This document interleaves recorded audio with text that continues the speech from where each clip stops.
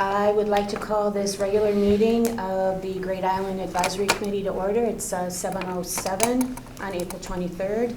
Thank you everybody for being here in person, and also for our members and guests that are joining us by Zoom. Before we get started, I'd like to propose one amendment for tonight's agenda to help with the flow of the meeting. I would like to move that we revise the agenda as follows. So we move item 6, early site activation policy discussion, to follow item 3, which is public comment. And I think that'll be helpful for the Reed Hilderbrand presentation to have that before. So, and the other item is to amend item 5 to read, discuss and take action regarding tables, chairs, benches on Great Island. So, may I have a second? Dan seconds. All in favor? Okay, unanimous. Me, Dan. Oh, sorry. Mike, Jeff, Kip. All in favor? Just raise your hand.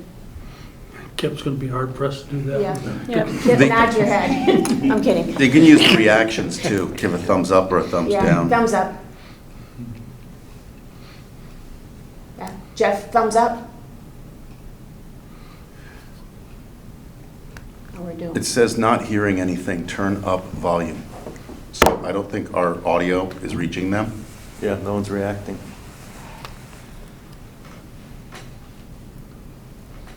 So I'd hit the turn up volume button up at the top, whoever's driving. Meg is. Hello, hello? Can you guys hear us?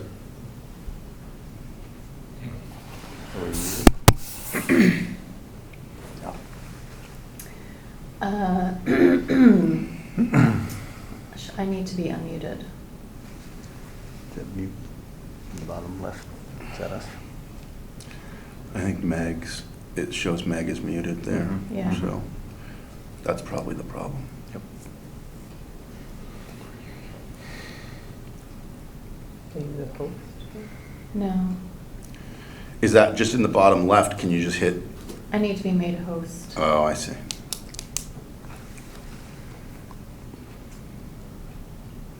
There we go. Hooray, how's that? Are you all able to hear us Jeff now? is smiling. Jeff, Jeff's you smiling. can hear us now? I see a smile. Okay. Excellent. Okay.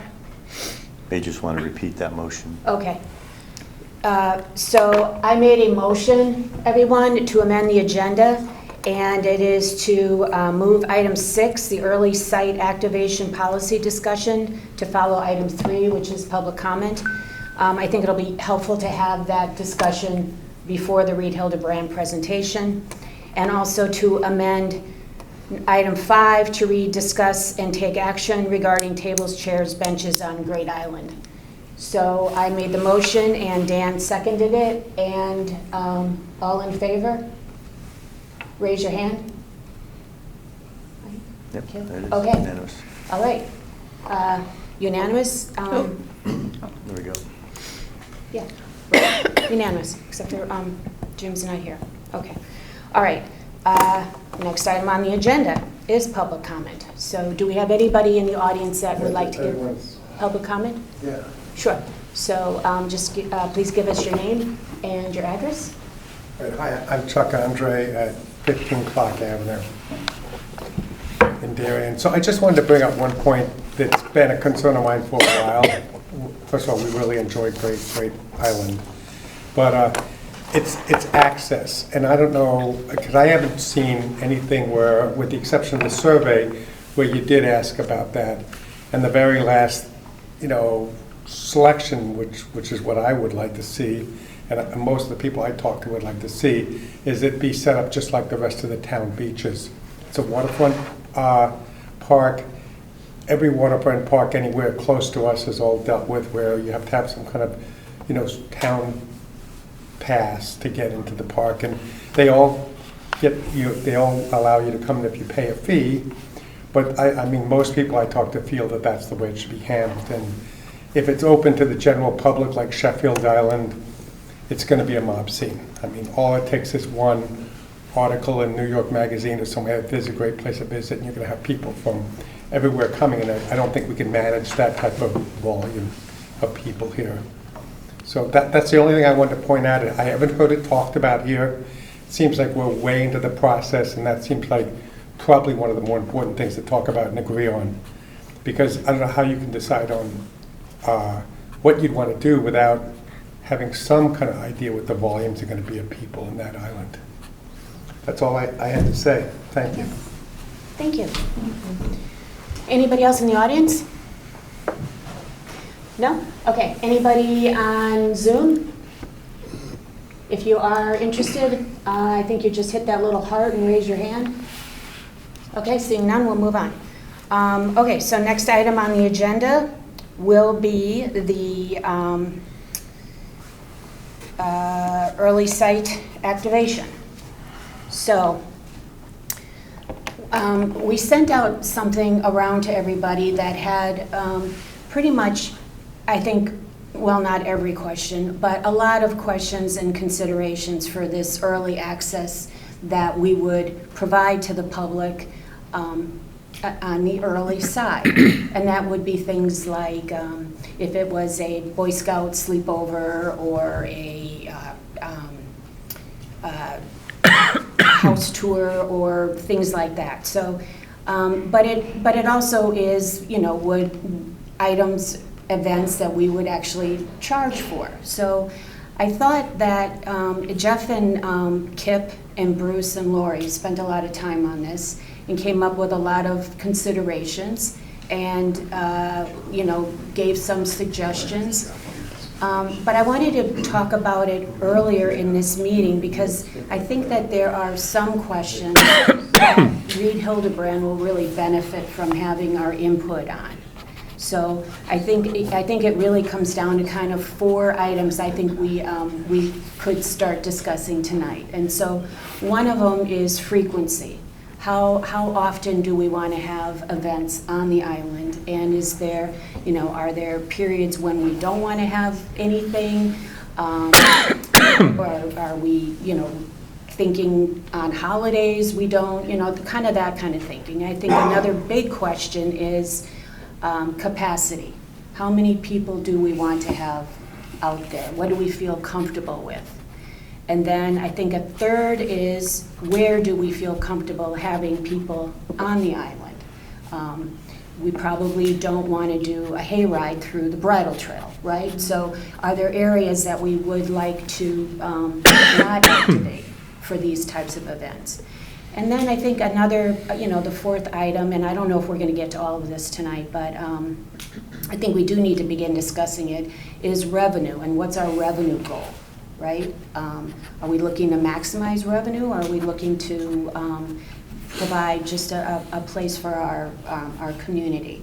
So those are kind of the big picture questions I think we should be addressing at this point. And if we decide we want to cap it at 300 people, well, then that will definitely drive some of Reed Hilderbrand's decisions, right? If we feel comfortable with 1,000 people or 20 people, whatever, you get my point. But that will give them some direction, and location will give them some direction, right? Maybe we don't run sewer to areas where we don't want to have high activity.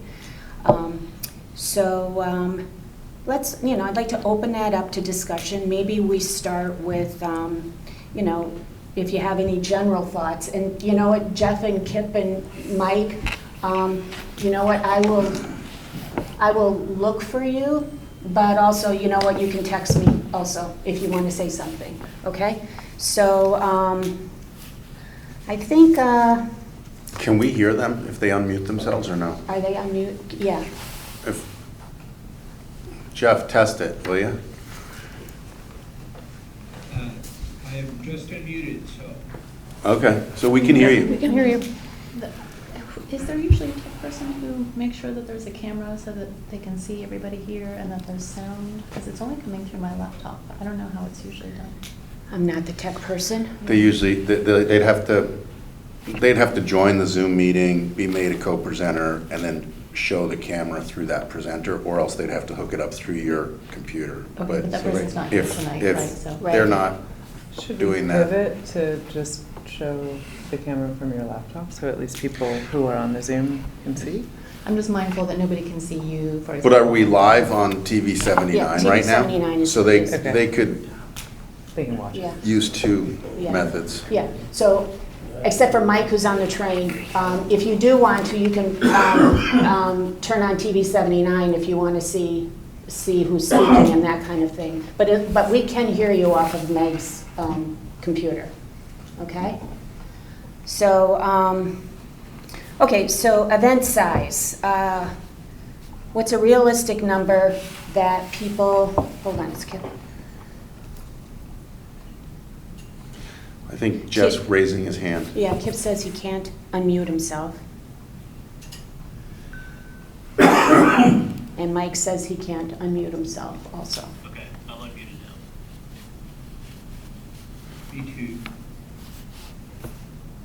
Maybe just leave them unmuted. Great. I am unmuted now. Okay. Okay, great. Okay. Well, All right. I'll go ahead and respond to your question, Monica. I think it's a good idea to start with those. There's a lot of stuff in there. I think some of the process things certainly can wait, but I do think in order to inform what Reed Hilderbrand is going to be doing between now and July, it would be good to have those 4 items that, well, at least 3 of the 4 items, and I think the revenue item is important because that would color our decisions about, who's eligible, because if we have a certain revenue goal. My only comment, I thought the ranges in there looked pretty good, and they track pretty well what's been done in Highland Farm, which I think is a comparable property in some ways. My only comments on the numbers are, if we want to split this into a little bit further distinction and maybe have a lower threshold for the pre-23A and on-site parking period, and then go with that 100 to 300. I noticed that Highland Farm has a provision for one event per year that's significantly over 300, and maybe we could begin with the 1 to 300 cap, and then by special action we could approve certain events larger than that. As for frequency, I think having, especially during peak season, having a certain number of weekend days where there was nothing programmed would be good. I think maybe a little bit more than 2 per quarter might be good, maybe more like 3 or 4. As for the holidays, yeah, I think that would be good, leaving the town some flexibility if there was a town event, and maybe we start a new tradition on Great Island for that. And I think our working group had discussed on the where the areas that are currently shown in the draft as it exists today of activation areas, so not at this time try to be too prescriptive because people may have ideas we don't think about. As far as prioritization and early events, I think the goal of our group's discussion was to find a way that maybe we could fast track some things that we could do yet this year. And so I think those lower than 50 more passive events like nature walk or maybe a scout out or painting class could be some ways that we could kind of check out how things work before we are bringing in caterers and things like that. So that's my initial response. Okay. I can just add to that. I think Jeff, as usual, said it very well. The frequency came up in our discussion, and I think we all agreed that we're not looking to have events planned all the time on Great Island, that there could be events of various sizes. I think we need to try different things. I think there was a consensus that we need to try some things to figure out which ones really kind of fit and which ones are not a great fit for Great Island. But we need to, send up a test balloon and try some things with some guardrails on and figure out, does this feel right or not?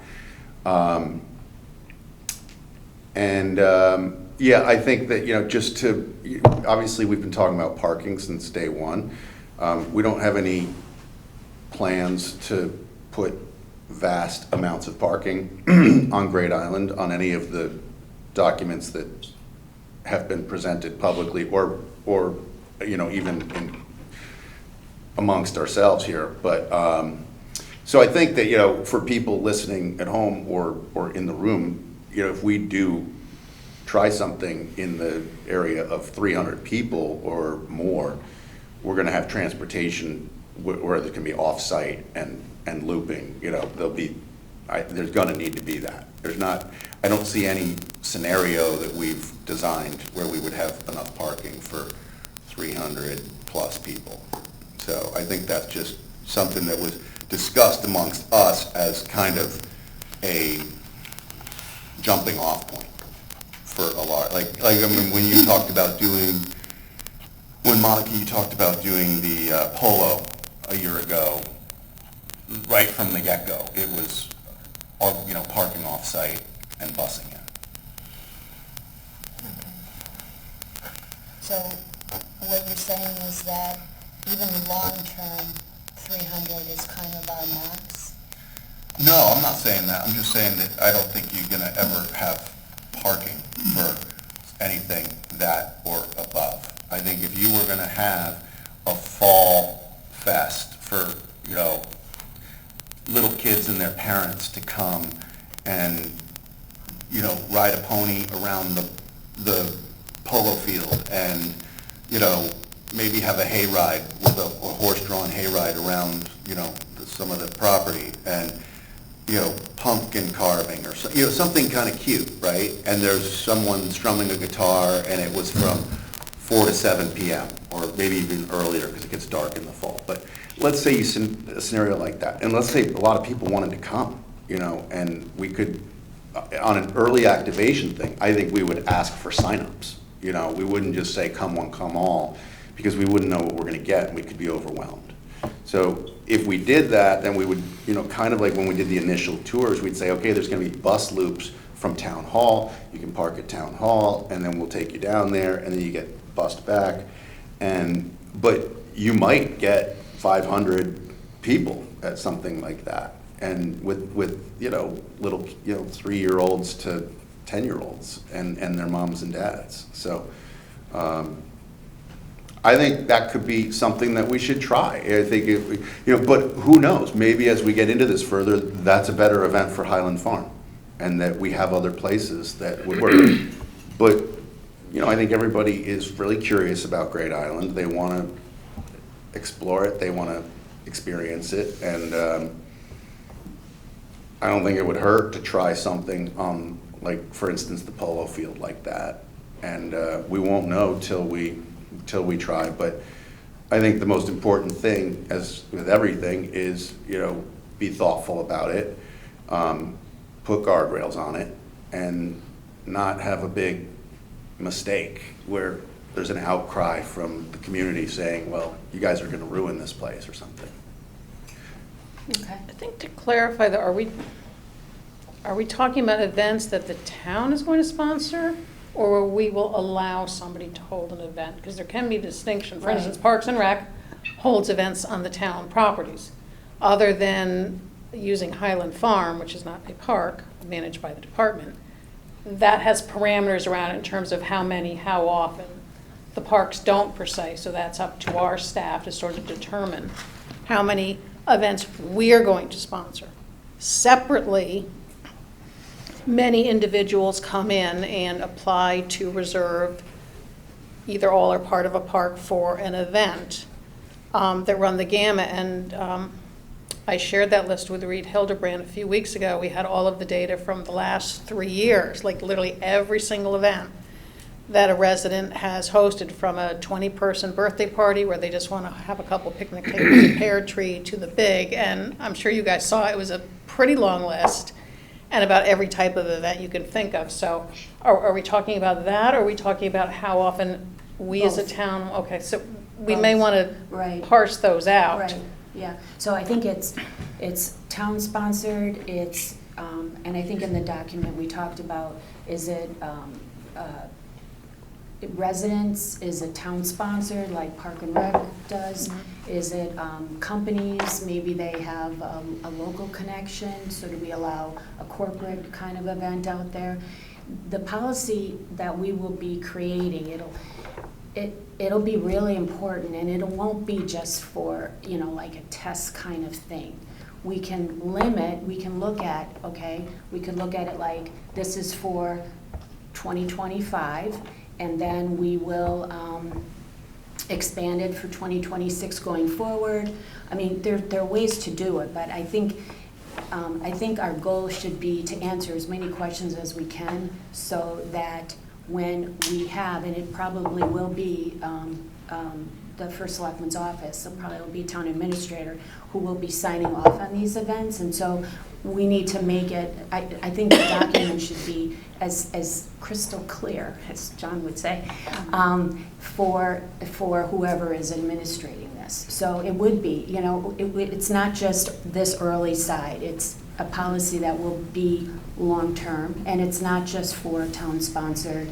It could be the Boy Scouts, or it could be, we should discuss if David Genovese wants to do something down there for, Corbin Drive employees or stores or whatever. How do we feel about that? So yeah, it's a lot of big questions. And it comes back, I mean, Lori, with the parks, you guys have events there. I don't know if you do weddings there, but I know a lot Small of weddings, yeah. a lot of what we've all heard around town is people asking, can we do a wedding on Great Island?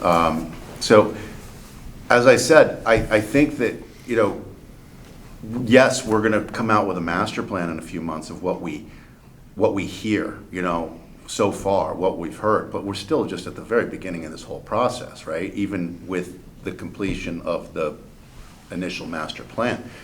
But,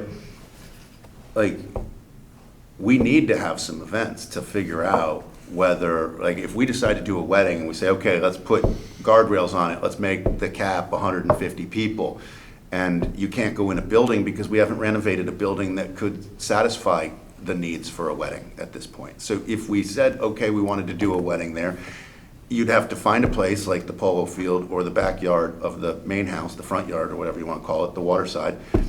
And then you'd have to say, well, you have to bring your own tent, you have to bring your own dance floor, you have to bring your own porta potty trailer, you have to bring your own generator, you have to bring your own. Right. And if someone was willing to do that, and then we did a couple of those events, then we might discover, wow, people really like this. Maybe we should renovate the main house, and that people want that. Right, I totally agree, Bruce. But right now, we need to decide how many people can be at that wedding. We need to start somewhere. Yeah. And so I think that these are kind of big picture, and I'm not saying we need to have the answers today. I'm not saying that for tonight. I'm hoping that we get a conversation going and start hearing your thoughts, and then Jeff and Kip and Bruce and Lori, if you'll continue to work on this, maybe take what we're saying and put it into some sort of a draft that we can kind of take a look at our next meeting on May 7th, keep the ball moving down the field. But I do think that we need to start this conversation. I mean, we've been working on, the master plan, but this is another part of it that we need to get moving on. Yes. Should we be looking at the number of people at an event per location? I mean, the stables is one answer, the main house is another, the polo field's another. Right. So we can't just say 300 people and we're going to squeeze them all into the stables or something like that, I don't know, or whatever it is. The other thing, just taking a step back, we haven't even decided whether the estate house is going to stay or not, for instance. We don't know how much it's going to cost to renovate, and whether we're making that decision to, we're going to put money into it and keep it, or we'd like it better as lawn. I don't know. So But don't, I think we that need to would help make, inform the answer as well. yeah, it would help inform the answer, exactly, by having some. If I can, the four pillars that were mentioned by Jeff earlier, I obviously focused on the areas that are designated for activation. I think Jeff said that. That makes perfect sense to me. The a gradual or graduated approach is what I'm hearing, is what I was thinking when I read through this, when it was distributed. By graduated, whether we designate or have in mind capacity limits for certain of the areas for activation or for events, start, in my mind, start small, slowly and gradual. See what works with regard to flow, with regard to parking, with regard to traffic, impact on the environment, reaction or impact on the neighbors, things of that nature. Revisit it regularly, like you suggested, Monica, and tweak it as we go. And as areas are I don't want to use the word develop, what's the word we used? Activated more thoroughly. Maybe these get adjusted on a regular basis. And then as far as capacity throughout, have some sort of approach to limit that capacity if it's by application. I think about the 3 or 4 workshops that we've hosted. Sort of by definition, those were capped. There was only so many people that could park at Pear Tree. There were so many people that could walk, and the rest had to take the bus. And so while we didn't have a cap, there was a de facto sort of cap there. And so a wide open event that certainly to start seems to me like it could be a problem because we don't know, to your point, how many are going to show up and how it's going to be absorbed by the island. And definitely I'm thinking start with passive activities. I know we want to get to, the folks in town want to have all sorts of ideas about various forms of activation. But along with this gradual approach, those are just some random thoughts that I had when I read the piece. I thought was great, and then I keep hearing some of those themes throughout the committee. So that's sort of how I see it. Lori? Sometimes I feel like we have to separate our thinking about the number of people and parking, because in some ways you have to deal with them separately, because for a larger event, as Bruce said, there won't necessarily be on-site parking. Or you, in theory, and this is just spitballing, you say, okay, Mrs. Smith, you want to have X number of people, but we can only allocate you X parking spaces. Anything beyond that, you have to make off-site arrangements. I mean, some of the clubs do that because they have limited capacity. So we really, I think, have to think about what's a comfortable amount of people on the island in terms of what feel we want to have. And when we had the open houses, I mean, it didn't feel particularly crowded. I don't know how many people were there. I don't know what the numbers were, but it was clearly hundreds. 250. Yeah, on that felt very.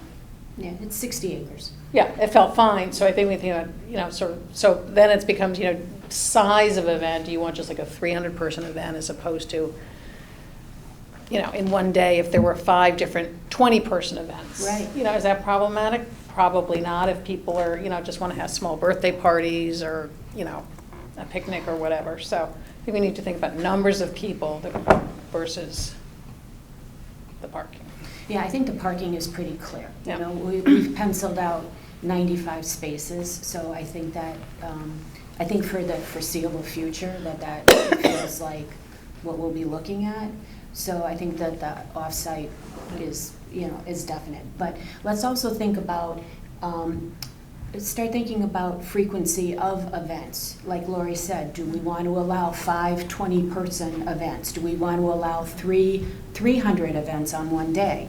Do we want to allow events back to back? Do we want to allow them for the whole weekend, or do we want to have kind of timeouts for the community? So before I keep going, Kip, Jeff, Mike, do you have any thoughts you want to share? Mike raised his hand. Mike raised his hand. He's muted. He's muted. Okay, thanks. Yeah, I think, you're considering multiple factors, and I think it's important to try out different combinations of factors and see how that they go. The folks earlier talked about trial events. I think that's a well-informed, position. You may decide and how you define an event. You might be able to have 15 events over a weekend if they're all small. So I think we have to think of a way of categorizing them. I love the idea of getting people on there quickly for entertaining or educational, especially educational events. Like the Boy Scout event would be educational, bringing students out or Cub Scouts out to have some exposure to the environment out there would be terrific. So I think we have to sort of take a wide view, and I would, I think 300 people is a good number. I think seeing a particular amount of events takes a good amount of thought. If someone's coming out and doing an event and finding busing for people to get out into the island, then that might be the only thing that you do there on a particular weekend. So I think you really have to sort of set through those factors and not think of a hard line rule of 3 events of 300 people once a quarter. So I will mute my sound against you enough to worry about it. Thanks. I also have a feeling, I think that the lack of parking by design, we could pave great portions of Great Island, but I think we've all pretty much feel like that's not something we want to do. So I think we feel like there's not going to be immense amounts of parking at Great Island. I think that may make the events that are desired at Great Island somewhat self-limiting. And so I think it all comes back to the small events like you're talking. We're going to get plenty of those where there's nature walks or, a troop or whatever wants to camp out on the polo field or something for the night, the Boy Scouts. And then we're going to get a lot of party requests, depending on what we end up doing with the 2 buildings that could potentially house those types of events. So I think that it's a there's a lot of experience in that area. We've got, just locally, we've got clubs and organizations like the, Weaver and Tokenique and the Yacht Club and the DCA House and Waveney, of course, which Jeff has talked to all of them about, like, how many events do they do. And, we'd obviously limit what we do for big events in a similar fashion. I think there's a good playbook to look at and people to talk to so that we do it right. Okay. Jeff. You're still muted, Jeff. Sorry, I guess I have to ask permission to unmute each time. I like the idea, just based on the way the discussion has rolled, maybe we look at it in terms of overall carrying capacity. So, if there's 5 15-person events and they all want to do different sorts of things, there's no reason we would have to limit that. And maybe we say we're going to try to keep overall capacity below 300. And then, if conflicts arise for specific sites, then we can go to our priority system. I thought Bruce raised a good point. You may not be able to predict the precise attendance at a town event, but I think if we're making clear the parking availability and we know how many shuttles we can run. We had, I think, at least 200 people on there for the workshops and the public workshops, and that didn't feel like it overwhelmed the island. So you just have to RSVP for the shuttle. So the town has the ability, I think, to control that. Private events, we already asked for estimates for Island Farm and the park properties, and hopefully those are pretty good. So maybe look at it like that. I do still think that maybe having some sort of a limit on the peak season weekends would be good. Maybe it's premature to do that when we're still trying to activate, but I think that sub 100 events with no more than 300 at a time, and then having some rest weekends might be a good place to start. I think that some of the events aren't going to impact people. So if we're closing the park to people walking around the trails, that's a problem, I think. And I think a large wedding would certainly restrict people from going, say, at the estate house to the water there. And that's an issue. That goes to your point of how often should that happen. But if you have somebody throwing a birthday party for their kids under the pavilion someplace, everybody else just goes about their business and doesn't care whether that's happening or not. So it depends what those events are and who else they impact, which is one of the questions that we need to answer before we approve an event, is just that. Right. Okay, I think this is a good start, right, Jeff?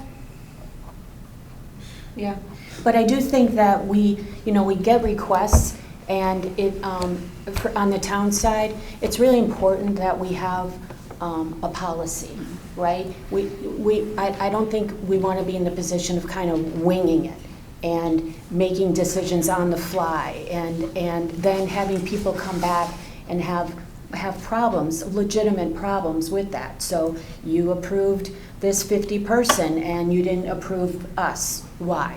Well, because you're 51. We have a cap at 50. So what I think we want to try to do is get as much information down so that the First Selectman's office has an easier time processing. Okay? All right, so I think that's good for that. We got some good feedback. And with that, I'm going to turn it over to Becca. Thank you so much, Monica. Thank you to the committee. Thank you to everyone who's tuned in for this evening. We're very excited because today we're sharing an array of scenarios for consideration. We're really seeing tonight as the start of a conversation with you all about which kind of combination of futures feels best and most aligned with the hopes, but also the sort of operational capacity, and I would say financing capacity of the town. And I think one of the great things about all the studies that we've done and all the discussion and learning that we've had is that there are a lot of options that are no longer really feeling viable. So it's a narrower set of possible futures, but there's still a lot to discuss and think about. And so this evening, what we're hoping to do is to share a lot of those possibilities so that between now and our conversation with you on May 7th, there's time for reflection, further conversation, for you to invite that you want us to consider things that we haven't put forward today. And I think we're seeing that conversation on the 7th as a time in terms of really being a little bit more clear about the sort of policy around activation, but also around some of these possible futures, which are the ones that sit best. And we're really imagining we probably won't bring much new content to you for that conversation on the 7th. We really want that to be a full discussion of some of what we're sharing tonight. So tonight, I would say, is a little bit more informational, but please, we'll pause for discussion and questions. And I think in some ways we've had to make choices tonight about what to bring forward in terms of level of development. So we're not giving you a tremendous amount of detail about all that we've learned about the trees on the island recently, or if we're going to start to remove some of the invasives or think about changing the forsythia, or I know that there's some curiosity about future planting plans that came up earlier casually.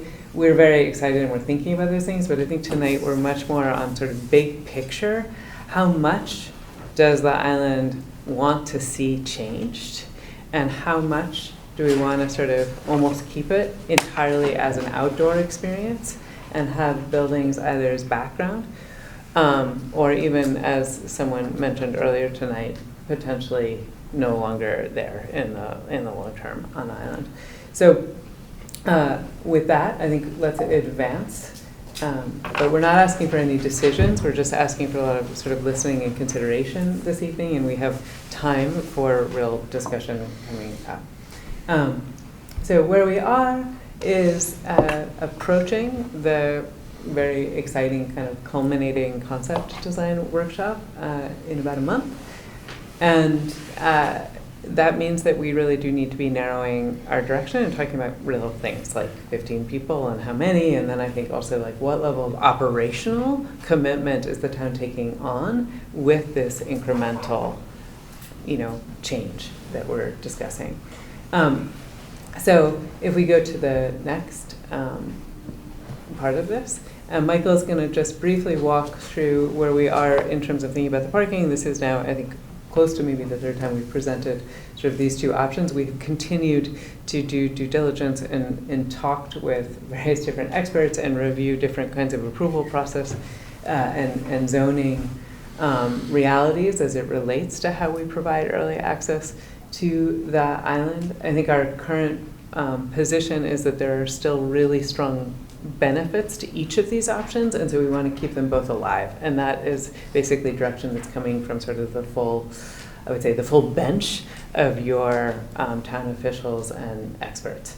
And so Michael will briefly just remind everyone about sort of the differences in these two scenarios for how we would like to see an initial amount of parking and access provided.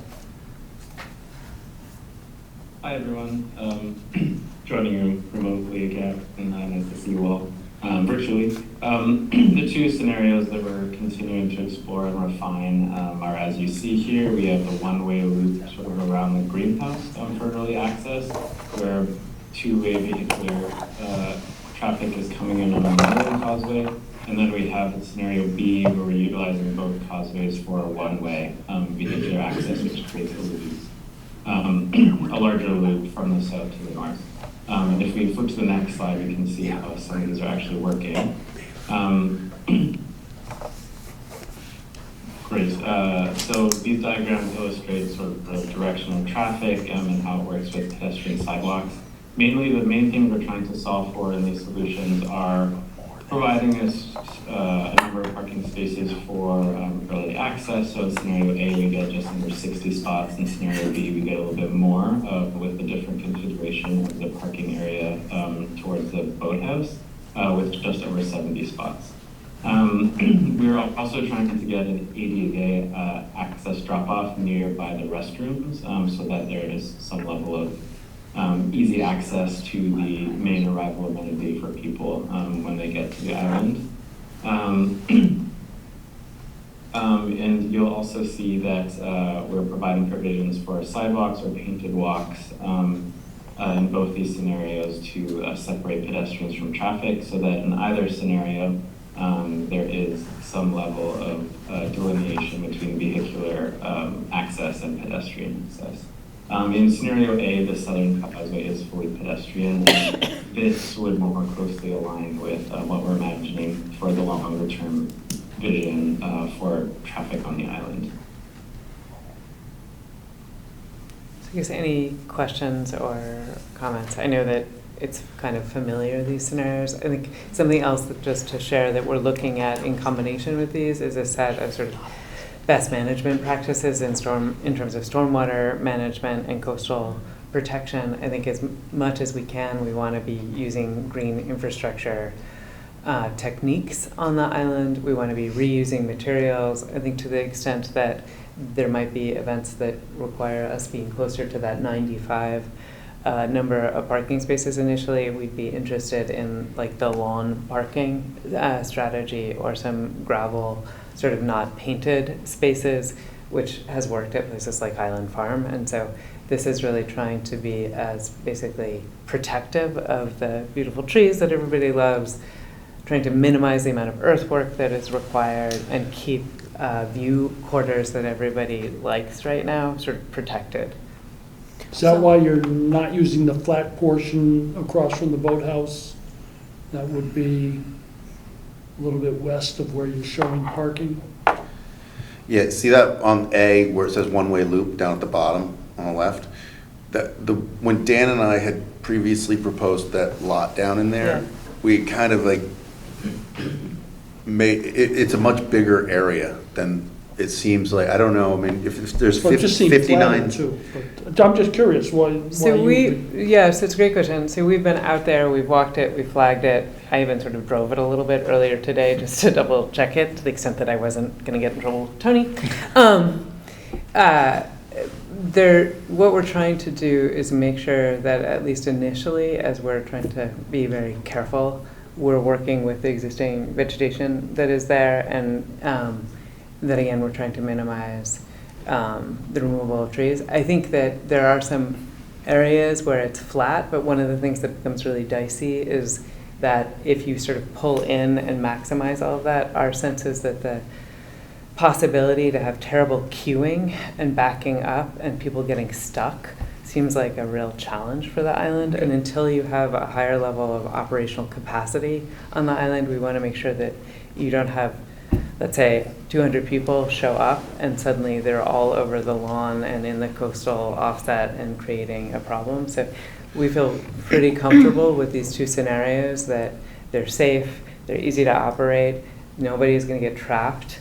And for larger events, there's a way to use lawn and non-paved surfaces with like what I'm going to call traffic management. So you'd want to have 1 or 2 people there to help direct people if you're going to have them for bigger events. But we think this should work for the initial early access. You actually answered one of the questions I was about to ask. I was thinking of the surge. When we have one of these 100 or 200 person events, most people are going to have to then get dropped off. Yes. Both of these, in your minds, are comparable as far as handling that surge and the queuing that's going to happen. I think we're just very conscious that there is not a big staff that's prepared to manage, a lot of feelings and chaos. And I think one of the things that's come across very clearly is everybody wants us to be a success. People love it. They feel happy there. We want that to be part of this early rollout. And so I think if there are larger events, one of the things in the policy is that somebody might need to be there to help manage traffic so it works well. So I have a thought on this. Mm-hmm. When you say early access, I think of this as in this like interim between the master plan and phase 3, and those decisions are going to take a little while. So I'm trying to understand. I personally like the one-way loop. I think it's very simple. I think it's cost effective, and I wonder, like, do you want to rip up the road to make it a 2-way, and how does that play into sewer and all our utilities infrastructure? Are we prepared to make those decisions in this interim period? And if not, then why don't we go with the one-way loop? Yeah, so that's one of the factors. I think it is likely that when you make the provisions that are required even for a one-way loop for the vehicles for like fire safety and stuff, that we are going to be bringing in water and sewer lines, and so that there's basically a set of infrastructural improvements which are going to mean that we need to repave the road anyway. Okay. And so in the service of saying, let's not spend $1 and then have to spend $3, in 7 years. Our thought is that most likely you want to make these infrastructural below the road or immediately adjacent to the road improvements for utilities and pave, and you want to do it once. Do you mind if I make a comment? As a person that walks that thing every day, on the one-way route, first of all, if you're on that lower causeway part, it's going to be, with people walking and then trying to get cars around them. And that's one of the very nicest parts of the whole island, that kind of vista there. And you're going to have cars, and it'll ruin the whole thing for the walkers. There'll be no peaceful walking. And there's no other way off the island. That's a causeway. Okay, so thanks. The case that, which has just anyway been made for the 2-way route, is that the future vision for the island is that we are prioritizing the pedestrian experience, and that the Southern Causeway is the beautiful historic arrival park-like condition. And so to the extent that you're committing resources to realize the full vision for Great Island, to go ahead with every action that you make, and as much as possible preserve that incredible walking, sort of strolling experience that people love so much now without the threat of a car behind them or next to them, it makes a lot of sense to think about doing that now. And so just to share that there's a reason, because everyone is aware that we've been talking about this for a long time, there's a reason that we are continuing to carry 2 futures, and that has to do with a lot of the arguments that have just been surfaced. We are actually going to continue for a little bit longer to carry these 2 futures, so we're not asking really for any decision about this tonight. I think, I would actually like to suggest that we keep moving along, because we have a lot of actually new exciting content that also requires a lot of consideration. Great. And analysis. But I think I'm very pleased with the discussion we've had, because it does raise to the surface some of the most critical things that we're trying to, protect. And I think the last thing just to say, because I think Bruce, you were, or I'm not sure, actually, Dan, I'm not sure who raised the question. We want to make sure that basically as you look from Ziegler's Cove, or you look as you're arriving, that you don't have to see cars in the foreground of your experience and encounter on Great Island. And so that's why they're not immediately next to the boathouse. I think in a future where if the boathouse can become a concession or like a wonderful place that is a little bit more like a typical coastal restaurant, there might be cars there, and we might have to get a special permit for that. But it would make sense, and it would be a big discussion. But for now, we're not ready for that, and so we'd like to be a little bit more cautious about how we proceed. Okay. I would just like to say the one thing is that I agree with that completely about not wanting to see cars from Ziegler's Cove as you come in. I think both the A and the B renderings, though, currently have the parking lots closer to the dock area and the sight line from Ziegler's Cove. So Dan and I, as you know, had looked at this for a long time, and we were both South Causeway, two-way guys. I think you guys have converted us, and we're with you on the North Causeway two-way. I think you made a lot of, I don't want to speak for Dan. I think we've come a long way to say that southern walking is that we don't really want cars and pedestrians and whoever, strollers on that South Causeway. It's a fixed thing. It's a right of way. We can't change it, and it's dangerous. So, but as you come up, so I think we've come a long way with this parking. I do think 59 on the left is a very low number. I do like the loop fact. I like the traffic pattern of the A better, and with one way and stuff coming over the hill. But that area where Dan and I outlined that parking lot and that you just commented on, for one, I think that getting stuck in there, well, first of all, that space, the ecology to preserve in there, that was a storage area for my entire lifetime since I've been on that island. It was where they would muck the stalls out and have horse manure and wood chips piled very high from the tractors that would put it there, and leaves. So that whole area where that parking area has been for decades and decades covered. So anyway, okay, but I think we could put a lot more parking there, and in the back, you can actually reach that road if you had a little one-way coming up out of there so that you didn't get trapped. It's a very mild slope off to the right that would go in basically at that junction where it bears left behind the greenhouse. So I think we're so close. Yeah, go to the short version. We're so close.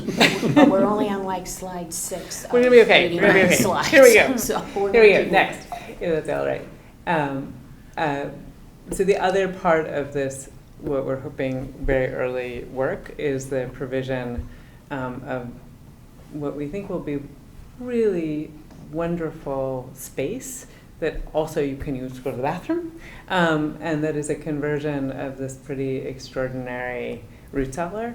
And so George is going to just speak briefly about these as public restrooms. So, like everyone here, we're excited to think about the use of the buildings, the reuse of the buildings in, frugal and opportunistic way. And I think, though unglamorous, I think restrooms are obviously maybe the most important use that we can find early on.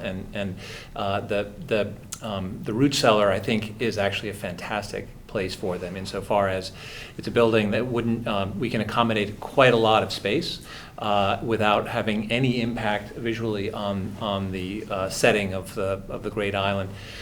It's largely extant space. It will need a lot of work to transform into bathrooms, but we feel confident that the infrastructure is there, and issues such as accessibility are almost perfect.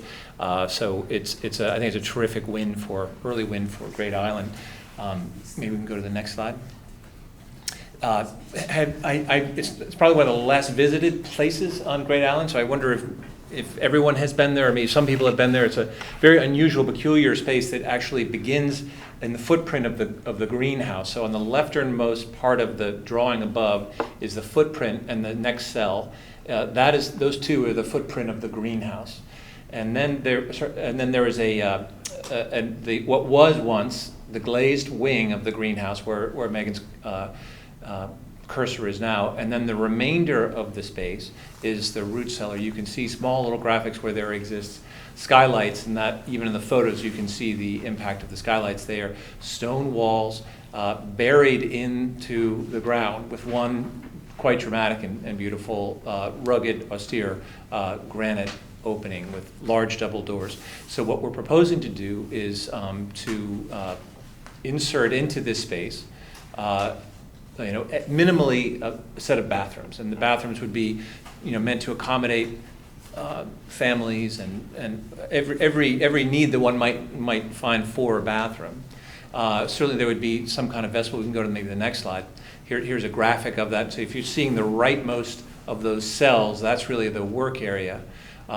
In this scenario, we're imagining a space that's approximately a square that might have a skylight that would be a welcoming lobby, as it were. A place where people could warm themselves or cool themselves depending on the temperature, and there may be seating area in there, and then you would find behind that a bank of sinks, and then beyond that perhaps skylit as well, a corridor with bathroom stalls of various descriptions left and right of you, and then likely mechanical and storage space, custodial space behind. So taking advantage of the space as it exists. It strikes us that there's an opportunity, and this could be simply a set of bathrooms, but using the same space, if we go to the next slide, the space in front could be enlarged and could be described as something like a welcoming center, so that the building's use might be deemed primarily a welcoming center with supplemental bathrooms, which might be a valuable and not more costly approach, wherein you could program orientation, and again, maybe more welcoming, larger number of people. If there were groups of school children, they might assemble there, et cetera, particularly if the weather was not great. So we're confident that we can do quite a lot with this little space, again, using fairly straightforward strategy of skylighting and creating a new set of doors so that it can be secured. We'd want to develop it such that it's hygienic and cleanable and maintainable, and as attractive as we all deem appropriate and we can make. Our ideas have ranged from even trying to use these beautiful Guastavino shallow vaults to potentially build what will be acquired a new ceiling/roof in that space, which is that part of the building is really not in good shape. What's the male-female part of this thing? So there would be different ways to do it, but what we've imagined here is that this would be that the stalls themselves would be complete closed spaces to be used by either male or female, and that there would be a shared bank of sinks and mirrors. And there would be you'll see different sizes if you can see well enough, the different size stalls, et cetera, for families and other types of uses that we could address within those spaces. I think that's a unique concept for town buildings overall. So Yep. I think we'll need to consider that. How did you come up with the number of stalls? Were you working off of? We tried to do a calculation. Again, the conversation about how many people will be here is a little mysterious, and so it was difficult to make a precise calculation about how many stalls we would have, but we have 10 here. Again, it could grow without too much trouble if we needed it to. So it's more of a indicative idea about number of stalls. I am starting to see that in public places. It's a little weird when you're not Yeah. used to it, but Yeah. I. Well, there's no urinals either, and guys are kind of messy, and women don't appreciate that much, I don't think. Yeah. This will be an interesting, because this is your lane, and we're all Yeah. pretty used to another model. So it'll be, Yeah.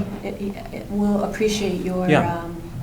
your Yeah, your thoughts. it's something that are scratching the surface of and would really love Yeah. to present You different ideas see it to a you. lot in New York City now, at Yeah, restaurants the Met- where it's The Met Yeah. has it. unisex, Yeah. and then the hand wash is outside, yeah.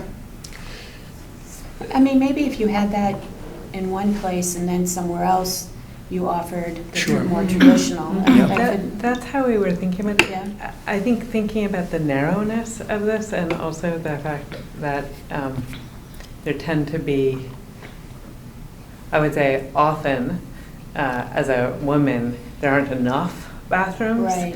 And then when you have a larger event, so I think there's a degree of flexibility, Mhm. and also we like the fact that given it is underground, that these could be full stalls where the door goes down, because I think something else that we talked about is really trying to be serious about the safety issues, about, bathrooms and public open spaces, and so what are the measures that we can take Right. that make this feel more safe and more monitored? And so we've been trying to take sort of all of the best practices currently for a space like this. But it is dimensionally narrow, and if you start to introduce quarters or two entries, one for, it starts to take away from the charm of a kind of really rare space that does seem to perfectly lend itself to this use. The only other thing I would say, Becca, is we have so many structures that we could repurpose for a welcoming area. So I'd be curious as to how you came up with that number of stalls, because I think adding 2 more would be probably pretty inexpensive. And you guys are the experts, Yeah. but I would like to understand we more certainly could. how you came up with that number. And the number is not meant to serve that welcoming area. It's well in excess of that. It's really meant to serve a community of people that are Right. moving around the island and would. But at the same time, this is also just an early access bathrooms, so this is not a destination on the island. So, I think we all agree that the stables aren't going anywhere. I don't think there's anybody that's ever said tear down the stables. So I think that there'll eventually be some bathrooms in the Sure. stables. We'll show you some. I think we've also pretty much agreed that the carriage house wants to stay. Yes. And wants to be renovated for doing things, and Show some there of could this be as well, yeah. 3 or 4 bathrooms in Yeah. there, and then if something, Yeah. so these will not be the only bathrooms, and they're certainly not a destination, because it probably isn't something big going on there, unless that's the closest bathroom from the polo field if we end up doing an event. But if we do a 300-plus person event on the polo field, you're going to bring in a trailer of porta potties, most likely. Yeah. I think one of the opportunities, so I think this conversation is excellent. I don't know if there's more we need to talk about this evening, but I think your questions are all really well founded and very helpful to us, and we'll think about them So and Becca, probably make some. doing this, Mhm. we would need to rip up the North Causeway to run sewer to this, correct? That's our understanding. Yeah, because it only goes to the circle, right? Yeah, okay, so that answers that question. We have to do that to do this project? That's our understanding. There's a little bit more. So I think one of the things that we're in the process of trying to understand a little bit more fully is sort of how little infrastructure we could do initially. I think we want to be as careful as possible about marshaling the resources of the town. And so we haven't yet found a way to do this without sort of doing that more full project. Did I understand, you just said the sewer stops at the circle? Yeah. Wow, okay. Didn't know that. Yeah, and I think there are challenges already with the island in terms of the existing septic. And so I think in terms of very important changes that need to be made as we add more people there, the taking care of the whatever human waste I cycle, understand, yeah. the full life cycle, get it. is a necessary action. Okay. Yeah, that's a big part of this then. Yeah. So if there are more questions or things that we can help I think this is a project that we see moving ahead. So the other thing to say about that is this is concept, and as we think about realizing projects, there's a whole nother level of sort of due diligence and arriving at exactly the right number and making sure that gender and access and all of that. But we have done a very careful, I would say, accessibility review of that, and we're trying to get at all the basic components. And I will say, something that we love about having these kind of pilot or trial projects is that they cause us to think very precisely about everything that is needed, and by focusing it here, we can then apply those lessons to the other projects and make provisions, which I think leads nicely to what we want to talk about in a simple way tonight. Is we see the island being transformed into this beautiful open space for Darien. And there are a set of things that we feel there's pretty deep consensus about. Like Bruce, you just mentioned some of those, right? That the carriage house will be converted into a space for people to come together in. It's really beautiful, it's central. That we know from all of the conversations we've been having over months that the bridal area is really going to stay as a kind of reserve that's more about nature and habitat, and really to feel that you're far away and on the coast. We have decided where we're going to put the parking, which is as close sort of as possible to the causeways, to be as modest in its impacts for the experience of the island as possible. That walking and the sense of being away is just an amazing experience to have on the island. And so that wants to be primary motivation for the changes or lack of changes that we make. And so as we look at the three sort of low, medium, and high possibilities for project areas, we just want to be clear with all of you that there are a set of kind of caretaking acts around the planting. There's some extraordinary trees. There's some, even like lovely magnolias that are in bloom right now. We know that we want to take care of those things. There's some places like around the estate house where the vegetation has gotten unmanaged and it's overgrown, and there's going to have to be, with probably a little bit of heartbreak, some pruning or removal of some of the really overgrown like yews and places, so that we can walk around and take care of things. But as much as possible, all that's going to be done with as little change and as much restraint as possible. So the last thing just to mention is we think that the coastal condition and the way that water moves and doesn't move with the incredible rocks and outcroppings is amazing. And so letting that kind of wetland condition that basically is on both sides of the carriage house be a moment for education and for the community to come together, and also to serve to in some ways like separate the polo and the stables and a lot more activity and cars and vehicles and possibly food trucks or things like that, Ziegler's Cove and all the animated happiness that happens socially there, and maybe sometimes chaos that happens there.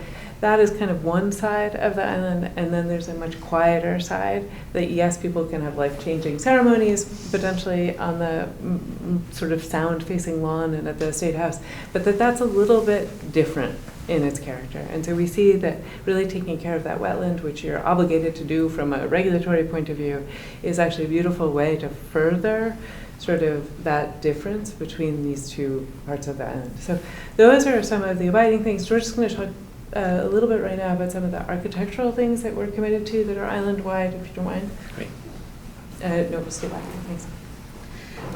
Well, should we go to the slides of the individual Not buildings, individually, or more I the think, broad? I think broad, there are a couple things that we've just talked about. I don't mean to put you on the spot, but I think we do feel like these buildings, and there will be some that maybe can't be sustained over the long run, but for the moment, the costs of keeping them upright while we're making future decisions feel relatively small, given the large investment in the island to date. And so that's what I was just hoping you could talk about. As a sort of baseline, I think we're all aware that the buildings have been under-maintained, let's say, and depends on which building you're talking about, but they all demand a fair bit of maintenance. We've done a fairly developed study of their state, for instance, all the major masonry buildings, and we understand that, again, there's an investment that's going to be important to make so as to stabilize those structures to prevent further decay, et cetera. It's different than developing them into different functioning buildings, but I think that's something that we're I think we should be prepared for, and I think you all are prepared for. And then there, are likely a series of priorities that one would assign to the development of any of those buildings, which will be, I think probably based on their value to, the immediate value to the community. I think that the bathrooms in some ways, as an example, feel primary because it's such an important part of activating the island as much as parking or anything else we've been talking about. And then there are other really special buildings which are seem so suitable for rather immediate use without too much transformation. The stables we talked about, the carriage house. They're buildings that are really primed to be used. And I think it's everyone's, from the beginning, ambition to get the most out of those magnificent buildings. And then there are other buildings that I think are going to, their future use, very promising, very rich, but I think they tend to rely on partnerships operationally that may make them in a different category, that they would be turned on, as it were, under certain conditions, and therefore maybe in a different category of priorities than, say, other ones which are maybe more imminently available to really serve Darien. So, I guess we'll go, if you go, to the next. There are a couple of things that we want to talk about that we imagine are part of the sort of base care of the island. One of them that we talked about before is just, for instance, around the where we're going to have the parking and the greenhouse area and the bathrooms we just discussed, to allow the meadow to take off and to have pollinators, and so to start to expand the number of sort of grass and perennial species that are there. As you come through the causeways, to partner with the neighbors to start to remove the Phragmites and take care of that condition, so it's both more beautiful, but also from an ecological point of view, much more healthy. I spoke already about the idea of taking care of those wetlands and making them visible as wetlands. They look more like lawn areas right now, or there's a huge amount of leaf litter in one, just it's where all the removed leaves have been piled. But to take care of that space and allow it to flourish, and there'll be beautiful plants that emerge, things like skunk cabbage, which is funny, but other nice plants we imagine there. We are looking to reforest the area where the orchard used to be, and there's probably a little bit of complexity there to make sure that it happens safely, but we think that closing in the gap in the woods right there makes a lot of sense. And then we've talked about those invasive removals. There's some, we haven't indicated here, but there's some ongoing tree care and other kind of vegetative care that is going to be part of this next. I think because it's very important that policies and rules and safety and where the bathrooms are, all of that is signed. We do imagine that there's an initial signage installation and design for the island to welcome people and tell people what goes where and how to not get lost and where to park and hours and things like that. I'm sorry, but that does look like the deer is lost. I'm sorry. There, I saw some rather at-home deer there earlier today. Okay, next. So this is just an initial look at where we might have some initial signage on the island. I think the question about where the large welcome sign goes is something that we'll continue to study as we get a little bit more clear about which of those access scenarios, and I think some of the ongoing conversations, even neighborhood-wide, about whether or not there's even a sign that could be a little bit earlier to tell people that they're on Great Island, for instance, at the circle.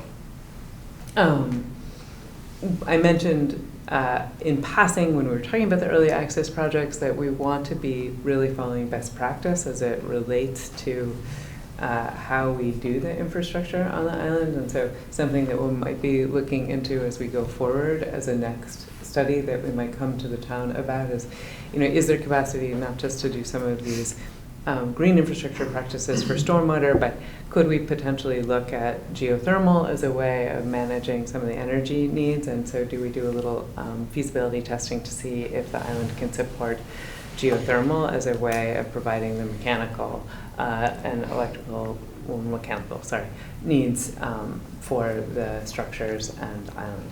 So just to say that that's the set of things that we're looking at there next. I think I'll I guess, speak to this for you. No, Please. you do it. Well, okay, Yeah, this is just the visualization of what we had talked about, that there's important care that needs to be taken for the buildings to sustain themselves and to keep them prepared to be used, even if it's not an immediate use. And I would just say to that, George, that report is really, really terrific. And so if people have an interest, the WJE report, I sent it to the committee, but Yeah. it's on your site and Yeah. it really goes into great detail. So Yeah. they did a great job. And I think one of the good pieces that was sort of a finding from that was, for the most part, most of the buildings and structures have enough integrity remaining in them that it makes sense to keep them standing. And so I think there are a few buildings that we've designated for removal, but overall, these buildings are very intact. And so our sense is, even if we don't have an immediate path to commit to a program or a partner or renovate in terms of funding, we want them to stay upright and as almost a scenographic background for the experience of being on the island. If we go, so for, I would say, consideration and the start of a discussion this evening, we have organized a set of areas. For the moment, they're characterized a little bit by the structures that are there, but they're really landscape areas, and I think in some ways the buildings act as landmarks for these different open space experiences. So if we go, we're going to take you kind of for a walk. One of the arrival experiences, depending which way you come onto the island, is the experience of the greenhouse.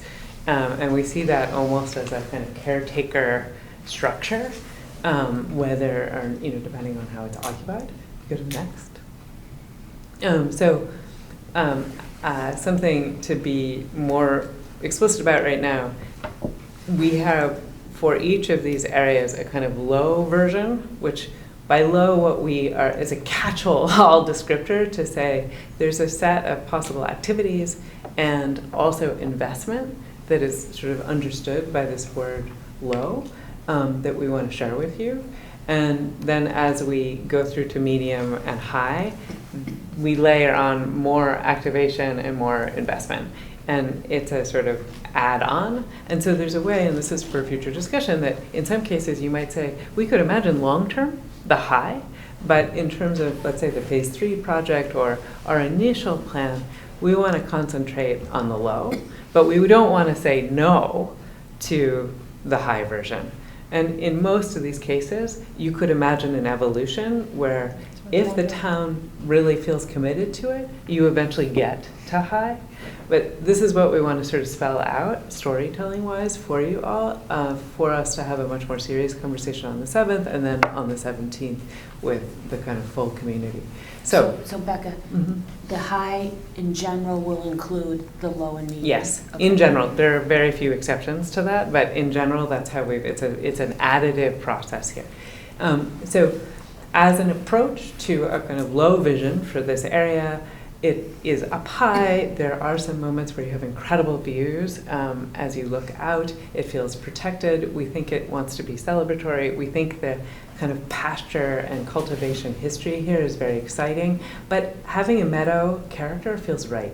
We're envisioning that some of those old paddocks, we don't carry forward that, but the grading in the sense of the land is a manipulated condition for kind of farming and cultivation. We want to see that through and carry that through. So the thought is that the parking hugs the edge of the woods, so it's as discreet as possible, that there's a kind of lovely enclosed area for activity. At the moment, we're imagining in this that it's really low meadow grasses.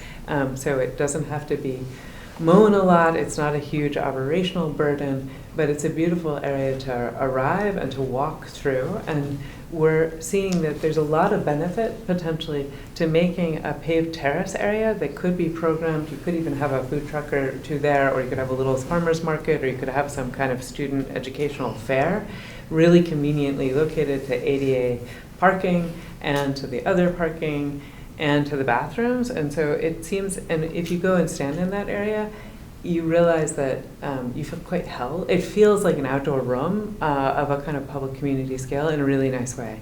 And we think that as you start to imagine expansion of programming, If you don't want to go to the full trouble of really getting vehicles and operational sort of staffing for the polo fields, you could have a much smaller event where all the stuff that you need, even if you're bringing in more restrooms, are here in this kind of pad. And there's a little, you can reach out to the stables, you can reach out to the polo field, but this feels like a really small investment of a way to get a lot of use functionally. And then Is this committed to one of those A or B parking, early access, the loop? we think we can get this to work with either. either, So we okay. are showing it.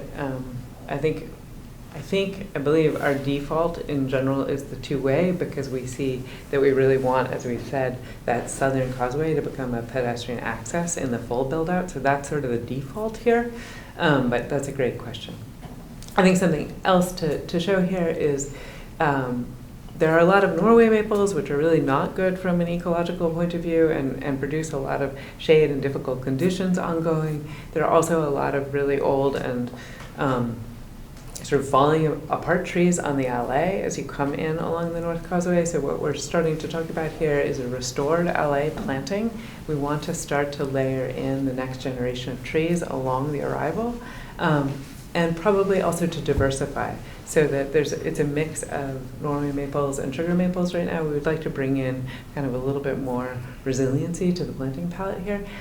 But mostly in this version, we're showing it as a pretty open area so that you have those great views. You can see the idea of the connected pathway that is the coastal circuit, and a way to walk to the stables. And we have found a way to make that an accessible set of connections, because it's a really big goal for the community. Hey, Becca, two questions. One, are those terraces at grade? What's labeled program terraces? They are at grade. So that would lend them very nicely then to useful space. And the second, you mentioned trees. One of my walks, I noticed a couple of chestnut trees. Am I right? There's chestnuts there? Yeah, I think they're horse chestnuts. They're not American chestnuts. Horse chestnuts. And I think there's also like Aeschylus I was just cavia. curious, yeah. But yeah, absolutely. I mean, I think something that we're excited to share with everyone is like the field guide to the trees of Great Island, because it's really a beautiful collection of trees. If we go to the next, thanks. So as we kind of imagine a more developed possible future, not to use that word that we're not supposed to use, but a world which has even more activation and life here, this is a nice place to concentrate a lot of activity, because it has been so developed historically, and because we have all the vehicular circulation in this area. And so the idea, which has come up again and again, of having community gardens or some level of planting that is really engaging. Here we're showing an even larger arrival terrace that we could develop in different ways. And I think the idea that maybe there's a lawn so that there's a place for children and families to run around, and that it's not paved, but it's a more cared for space that feels like a backyard or even a front yard to the building. And I'm trying to make sure I'm not missing anything. Pavilion? Family pavilion? Yeah. Family shelter. Thank you. What is the family shelter? Yeah, so the family shelter, so if you have a chance in the coming couple of weeks to go and walk this area and stand at that moment, the views are jaw-dropping. And something that we've thought a lot about, given the kind of feedback that we've had, is that at the moment, the island is great if you're maybe pushing a child in a stroller, but if you have older children and you have kids running around, there's no place to like sit, there's no place to get a drink of water, there's no place for families to spend time with kids playing. And so we thought actually a lovely early opportunity. Are you looking at my hand? I know my pen exploded. I'm sort of embarrassed. It got both of us. Trying to not blotch my face as I talk. Yeah, little humor. So one of the things that we noticed is, particularly as we think about the level of investment and how we program these historic buildings, that really making this a place where you can come and watch your kids and you can sit and talk to a friend and they're running around and playing and you're having a chance to stay out of the rain or cool off. We think an open air pavilion here where you could have a table and sit down and bring your lunch and watch either just the view, but also watch your kids, would be great. And it wouldn't detract from the views into the island. So Something like, have you been to Pear Tree Point Beach, like the gazebo down there? It's a gazebo kind of structure, and I think we have, as you all know, we have ACT on our team. They have designed a number of award-winning structures that are in parks and look artistic, but they also serve to really, and they don't cost a lot. So I think it's the kind of thing, actually, Dan, you've raised a lot of these, that many of the public spaces that are really loved and celebrated have these spaces that are really joyful, and we think that actually having it here, it will be far enough away from the historic structures that if it has an independent, slightly more contemporary expression in some way, it would be really celebrated by people. And so we think that it would be something that we could probably find some community support for, but it feels like there's sort of a missing thing on the island right now, which is, where do you hang out while you're there watching your kids do all the You just stuff need that to you consider do. how large it is, because one family, 2 people sit there, and it bans it for everyone else. So if you can fit 4 tables in there or something, it might. Yeah, or even more. I would Yeah. just be careful not to make it too big. I think, I feel like the gazebo at Pear Tree Point is a decent size for that. I think you're right on. The sight line to the stables is good, the sight line down to the polo field, and then the sight line out to Ziegler's Cove. So you've got the 3 great sight lines there. I do think also, though, that it could really be less is more. Yeah. And that, having a couple little stairs up on the different sides to get in, it's out of the rain. Have a lightning rod on top, so like at golf courses and stuff, you want to be able to actually seek shelter where you're not going to get And you want to make killed it by a small lightning so bolt. a couple of people can get in it and get saved. Is that your point? I just think it could serve a lot of purposes. Into the cove. First one there gets it. Yeah, but that's it. That's But the not too idea. big. I mean, And not too big. it's and going to be visible from Ziegler's It's Cove. gonna be Gazebo visible, but I think Holds it's one modest. person and then it as bans possible. it for everyone else. Yeah. One person. The gazebo, I've been there with I know, but 25. Okay, Sitting enough. there, We I gotta don't keep bring my going. family to The point is that we really see as a kind of early benefit to the community while we're waiting on some of these much more expensive projects for the full renovation of some of the buildings, that there would be tremendous enthusiasm and I think fulfillment from something like And this. people There's would nothing want, there people right would now. want to rent it. People That's want to what I'm rent it, so you can, thinking. it's a It's big enough revenue, for a right, it's a birthday. revenue, and it's, Absolutely. It's too big if it's something that people want to rent. It should just be. but for a birthday party. It should be a passing, like Yeah. you started out by saying, a family shelter, if you need to take a quick little break. Yeah. Because you're walking with your 85-year-old mother, and she says, let's sit down for a few minutes. I mean, another building on the property right No, we there don't, that is that's what it's not. rentable This is, is no. not another building, because that's the last thing that you need, but a place that is really a beautiful addition that takes care of people and is much more of about being in an outdoor space, feels like something that would really be,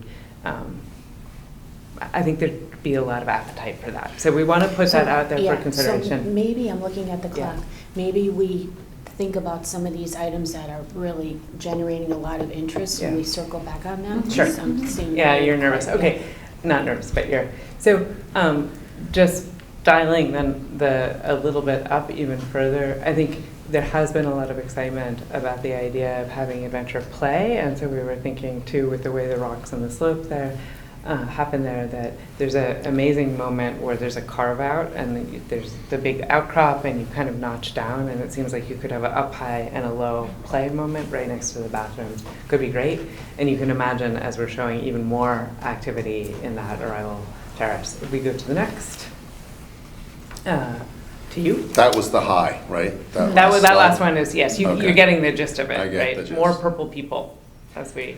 That's what that is. They look like ants, but they're meant to These are show all like. people. All the dots are people. All the dots are people. Okay.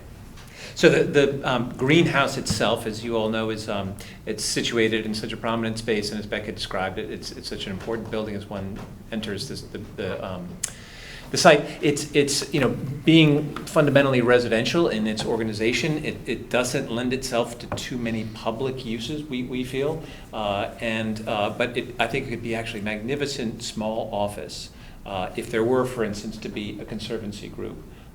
Its location and its scale could be well cited, or other nonprofit, for instance, that might need some small offices that have some flexible ability to make flexible their arrangements, and I think it could be really very, very successful in that regard. It could also be something that is leased long-term or by occasion to groups that want to use small meeting rooms, et cetera. So I think that that's a very viable use and wouldn't be particularly taxing in terms of the transformation to be required, the updating of the building. There's also been talk among several residents about maybe leaving the second floor as a residential or office, but returning the first floor to its traditional greenhouse roots, reglazing the left, the right, and the back, and making more of a working greenhouse again, which is really within the history of the island and the types of recreation that people are interested in. And I think that's a great point, Bruce, because I think one of the things that we're going to try to be clear about is the sort of possible futures for these buildings that we don't want to foreclose, because I think we don't know enough right now about whether or not that we have that commitment, but we want to make sure that if that commitment wants to go forward, it's possible. So we're not going to be doing anything in this vision that would prevent that as a future.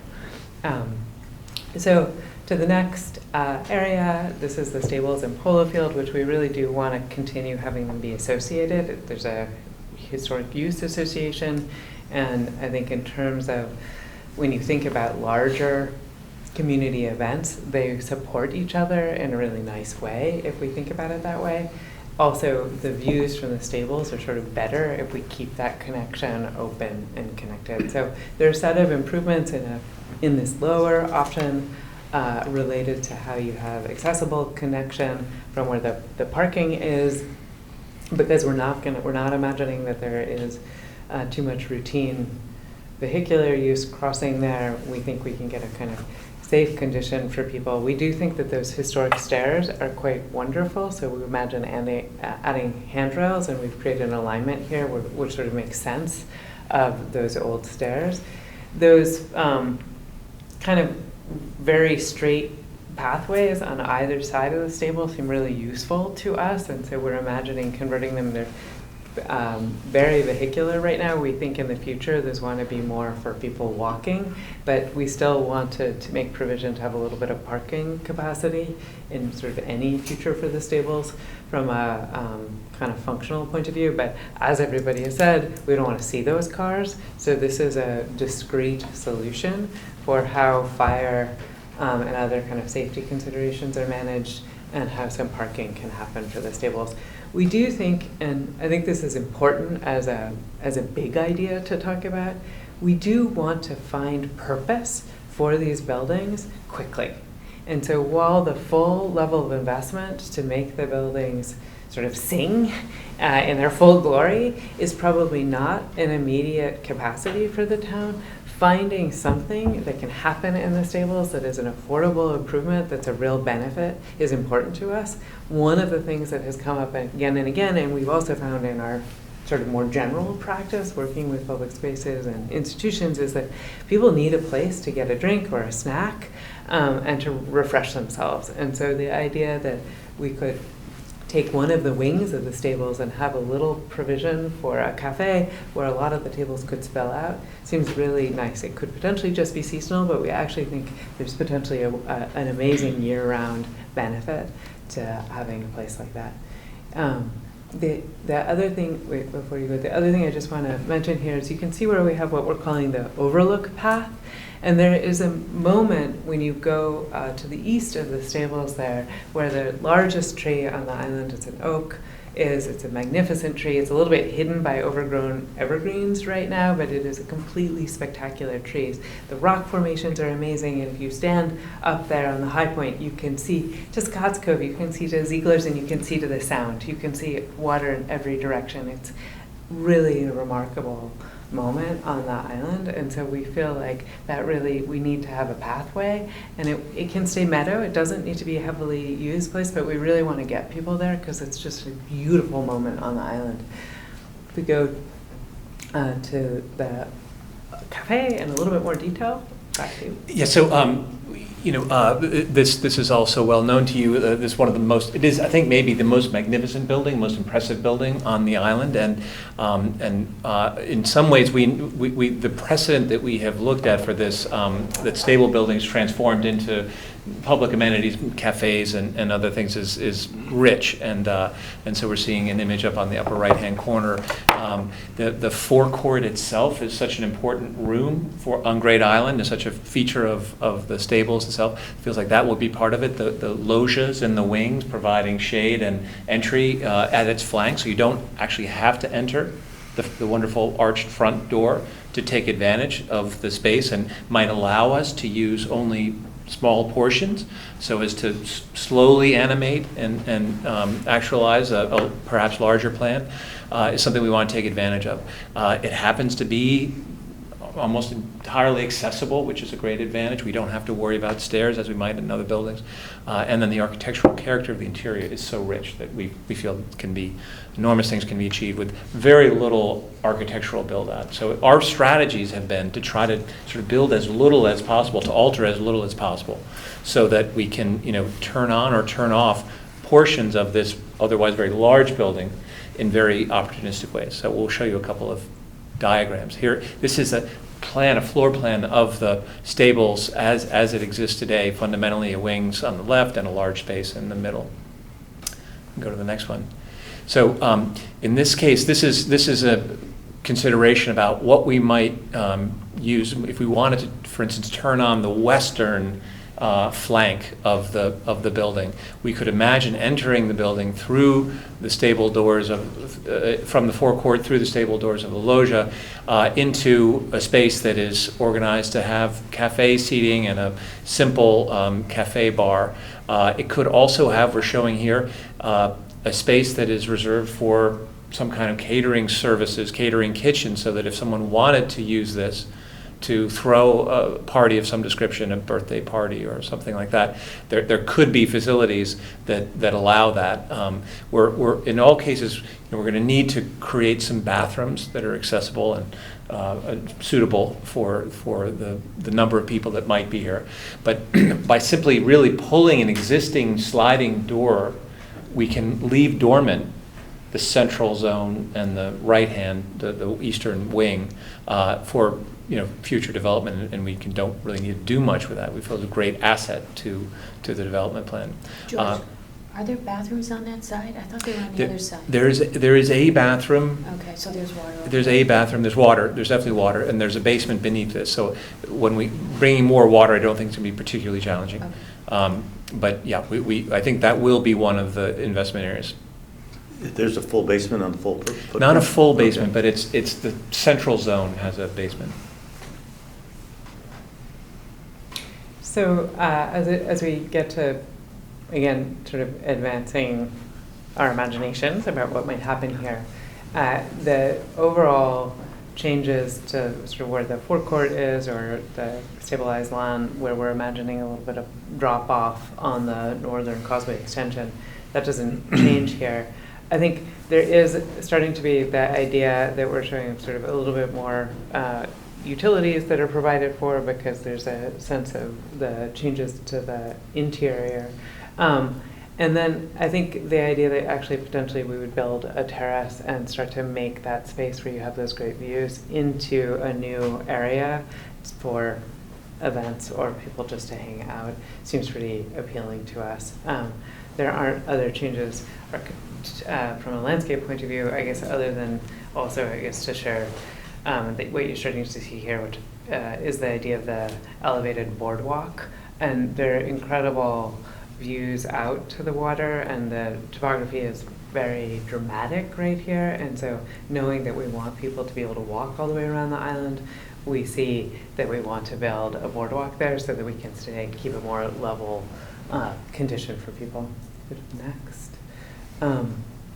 In terms of a more advanced condition, I think where the existing enclosed rink is, and there's a lot of retaining walls and other, you can see the amount of infrastructure that used to be there that's been sort of left fallow.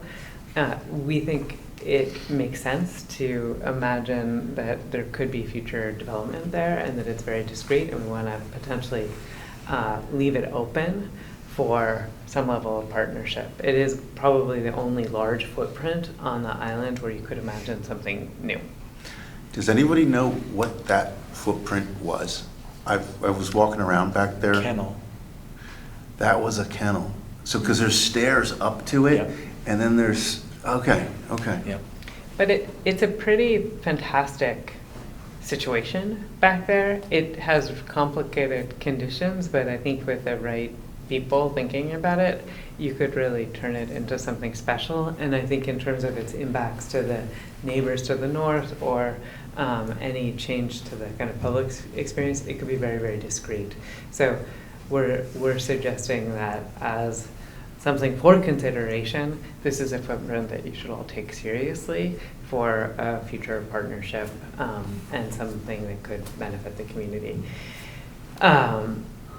Yeah, thanks. Do you want to talk about Sure. the architectural sort of? So in the medium to high consideration of the stable building, we thought about some kind of a community center, family center, wherein again we can use the spaces in their in their really current state to satisfy all sorts of family uses that would require in many cases very little architecture and maybe really just equipment. So some of the uses that we've imagined might include, if you go to the next slide, they're sort of sketched out here. Again, this is the existing situation, and then the next one. This would be, a much more full animation of the ground floor, and the cafe, for instance, on the left-hand wing might run the full extent. There would be a bar and other and maybe the development of a small kitchen space or for simple cooking, I think, could be achieved with this. The central zone could be some kind of gaming and lounge space, ping pong tables and such. But the idea is that everything really could be moved and reconfigured to be something else. If there was singing and dancing in there, be that, etc. Maybe on the eastern wing, the right-hand wing, there's an idea about fitness, and so there could be workout space, maybe yoga studios, etc. So you could begin to imagine a family arriving here. And various members of the family going off in different corners to do various things, and maybe staying for half day or even a full day as they go around the island and spend time here waiting for kids to finish a dance class, for instance, or art classes. We're not showing the second floor, and that would be surely the grandest build out of the stables. But there are wonderful haylofts left and right with and additional spaces in the central zone that again could be terrific spaces for education, art classes, all sorts of uses that again could amount to a really wonderful amenity for families. Right, so that should have been labeled super high. Super high is fair Super enough. high. Yeah. We didn't even draw the second story because we recognized that would be an extraordinary thing. And we don't, but I don't think we need that, for instance, to make a successful ground floor. And if it didn't work, I think it's really floor matting and some bikes and whatever you might even invest in. I'm not sure it would be that much. So again, if it could be, it might not work. But again, trying to use equipment and furnishings to create the ambiance and the use and adapt as people gravitate to one thing or another, expand that. But just to frame this stuff also, I'm guessing we're not going to go from where we are today headlong into a high or a super high. I would think that we will evolve over time. That if the stables wants to be activated, animated, whatever we call it, it might start simple, and then evolve over time if that's what the community decides. Yeah, and I would say even in this medium and high version that we're showing here, to make the building safe for a yoga class is not an enormous investment, but it starts to be programmed. In that center area. Yeah, that's where I think that what we're trying to identify here is it's a large structure that's actually in pretty good condition. There isn't a immediate, clear partnership, but if we can identify a way to have low operation, low overhead, but to get the full sort of view of the stables in use, I think there's a lot of benefit. And so that's one of the things that we liked about this scenario. So for you all to reflect on, but it does seem like the stables is not a building that should be mothballed, and the community doesn't seem ready to commit to a much larger long-term partner right now for this. But the low mothballs 3/4 or 2/3 of it, which it's in good shape, it's not gonna hurt it to mothball That's it. right, no. And if we do the tables and chairs and a seasonal where you can get a cup of coffee, Yes. might be wonderful, Yeah. right? Yes. Yeah. And I think we know there's a lot of interest in the building, so we imagine that as you all get more comfortable with the island as a public space for you all, that there'll be more clarity over time about should it be more for a nature educational, or should it be arts, or the idea of a museum which has come up. All of those ideas are possible, but it's clear that the community isn't ready to commit. So we don't want to prevent a vision like that, but we also don't want to commit you to something that you're not ready to be committed to. So. And it's a happy circumstance that that building, as you all know so well, lends itself to being opened in zones and closed in zones with those magnificent doors that I don't, we're imagining anything different than that. Yeah. So. But I think a strong recommendation from our design team is that we do commit to a use pretty fast. We don't want the stables to be totally only an exterior backdrop to the experience of the island. That's our recommendation. So Pretty fast, like there's item 5 on the thing that we're gonna talk about after, right? So really fast. Well, I think that's It's early, but outside, but- yeah. So then I think we can go through these quickly as it relates to the polo field, because I think in general, the vision for the polo field is to enable it to be a kind of great lawn like you would experience in many public spaces, or even college campuses. I think there are a few changes that we would recommend even to the edges, to removing some of the pavement that are there, level it out, help the drainage. Tony has raised some of the issues with even the condition of the grass there. I think one of the important recommendations that we're making here is to add an opening in the historic wall that's on the north side, so that you can walk, if you take, let's say, the southern causeway on a stroll, and you want to make a connection up to the stables or over to the carriage house, you're not like hopping over the wall. And it just feels like it would be very, very gracious in terms of a movement and a change. So that's a departure from what is there now. Does that help with the flooding in that area? I think the flooding, we would imagine some of those small changes to the grading and to help with the condition of the lawn will help with the flooding. But the flooding appears to be just also some drainage. I was walking down there Yeah. the other day, it was dead low tide. There's a pipe that comes out from under the dressage area. The dressage area had water on top of it, Yes, but I've there seen was that. no water coming out of the pipe. So It- it's like, it needs to be, It almost looks like it wants to be an ice rink, but we're not proposing that right now. But I think it's an interesting, there's some drainage issues. So we would be fixing those. We would also, I guess it's worth mentioning, we want to add what we're calling planted buffers on the northern side of the stone wall that's along Ziegler's Cove. And the reason we want to do that is we want to preserve the wall. We don't want to have to change it. It doesn't meet guardrail height. And so as a sort of historic preservation action, we would like to use what is frequently very successful. We'd have to talk to some people about this, but from an approvals point of view, our recommendation is to use a planting buffer so that we can retain the historic condition and not have to change it and have it be safe. will you just say that one more time? Yes, so basically the height, if you think about walking along that, the height of that wall and the drop off to the water doesn't meet code from a relationship. Between the point of view, boathouse and the safety. dock? From the wall, if you Guardrail think the height. guardrail height of the stone wall, which is Yeah. a kind of parapet, it is not guardrail height by today's code. So we would either have to rebuild it or remove it. We don't want to do that, is what it, and we can get. Or you talking on the side of the road? On the side of the road. As you go between Yeah. the boathouse to To the, protect visitors Yeah. from the There's no coastal fall edge issue. Really? water. Yeah, It's yeah. low? It's low. I mean, I know it's low when you walk from the road out to the dock. It's low. Believe me, but- we don't need to sort of Okay, okay. litigate it right now, Okay. but believe us that from It's low. a site inventory point of view, it is low.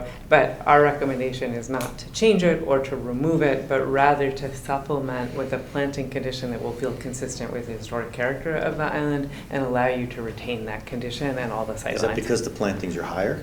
The plantings, you just need to have a distance that is sort of clear to people. They can be higher, but they're also, it's like, if I'm immediately next to a condition that is maybe tempting to leap up Got it. and go Got off, it. then I'm prone to do that. If you make enough sort of in-between conditions between that, most people, which is who you're trying to manage for, Got it. understand that they're not going to go there. And so that tends to be an allowable solution for a historic condition like this, which I think most people would appreciate. It's in the public benefit to retain the condition that you have, but we still need to bring it How do up we to get code. away with the side of Pear Tree Point Road then, as you go out I don't to know, the but that's beach not, on the that's, side? We're going to talk about that next. Yeah. Next.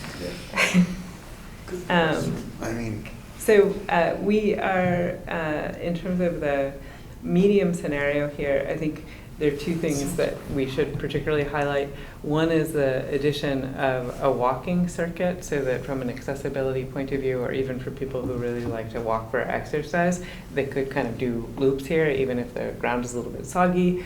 And then we also see that for larger events, being able to have sort of food trucks or other vehicles pull up and have the infrastructure that they need would work really well, where we're showing it in this loop here, and they can get out and it doesn't impede the kind of pedestrian experience.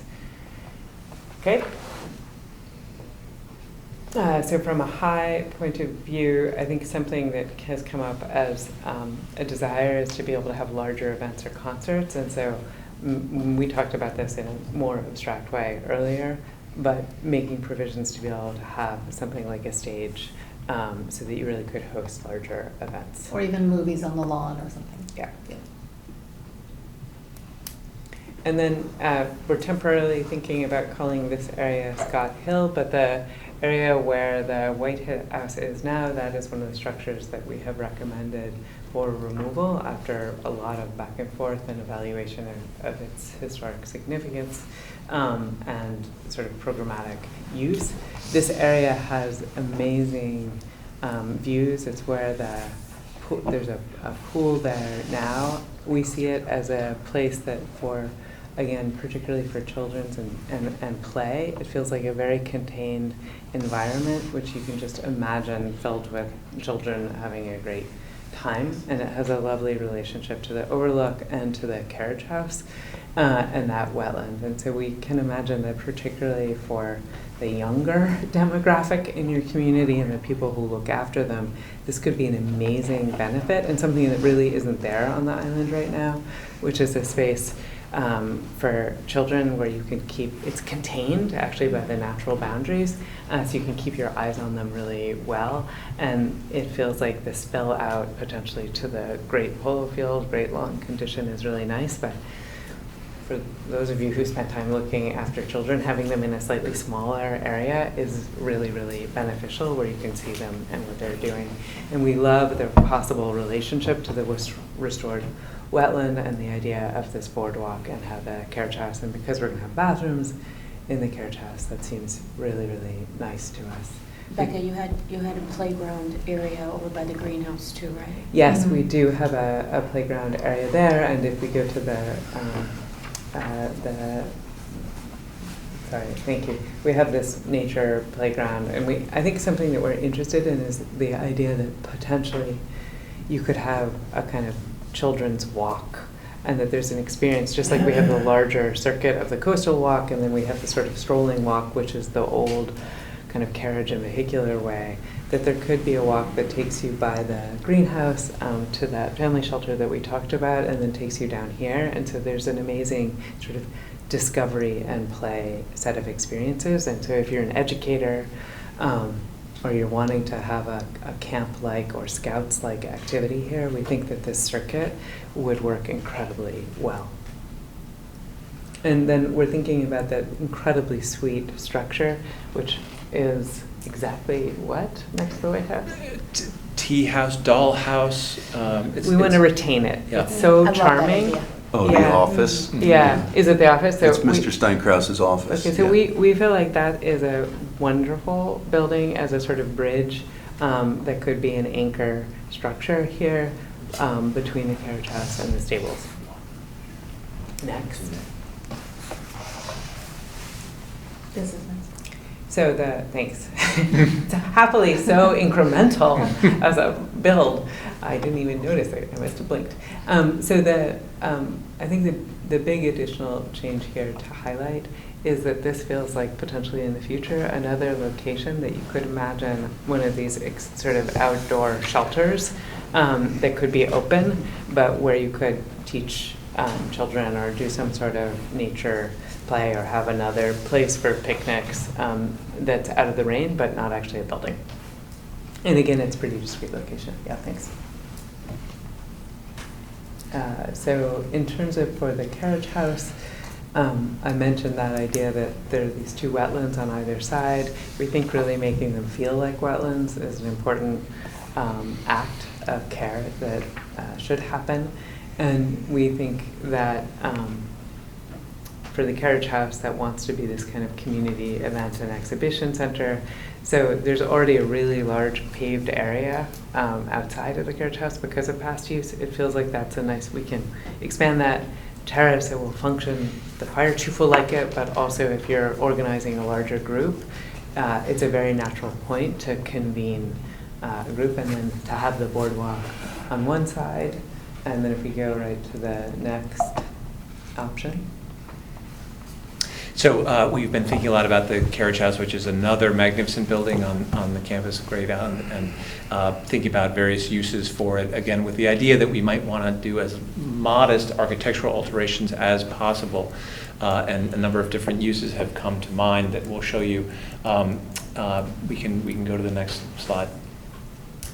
This is a floor plan of the existing building itself, and you all know so well it's volumetric, exciting interior. We'll go to the next one. So this is an idea wherein one would retain the existing doors and withdraw them when there was an event happening. We'd have a new set of doors that you would come in from the left to the right, and with very little alteration, this could be set up as a gallery or exhibition space. That could be used operationally as you all will.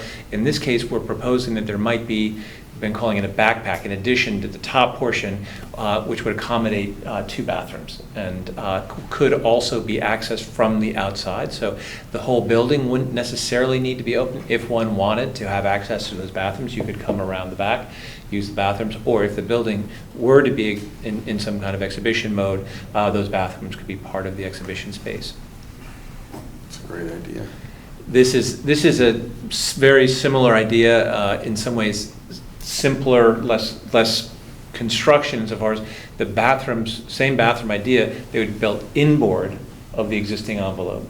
And we would imagine, because of the great heights in that room, we'd make them almost like objects that don't touch the ceilings necessarily, et cetera.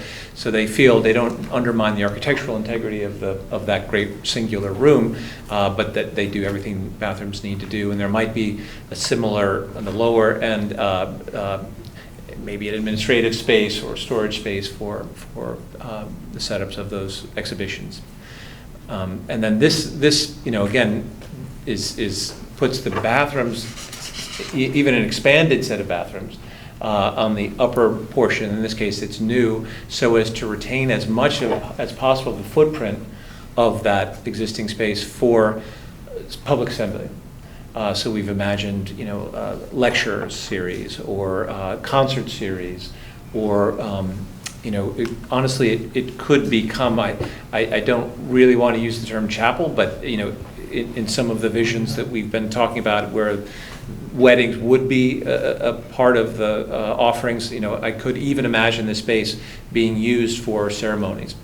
So this would be one arrangement of movable seats that could be reconfigurable, and could, again, simply be an exhibition space or a lecture hall music space. So all of these are low activation ideas? Yeah. Just different? but all Largely low. furniture plus the bathroom, either outboard or inboard build out. Okay.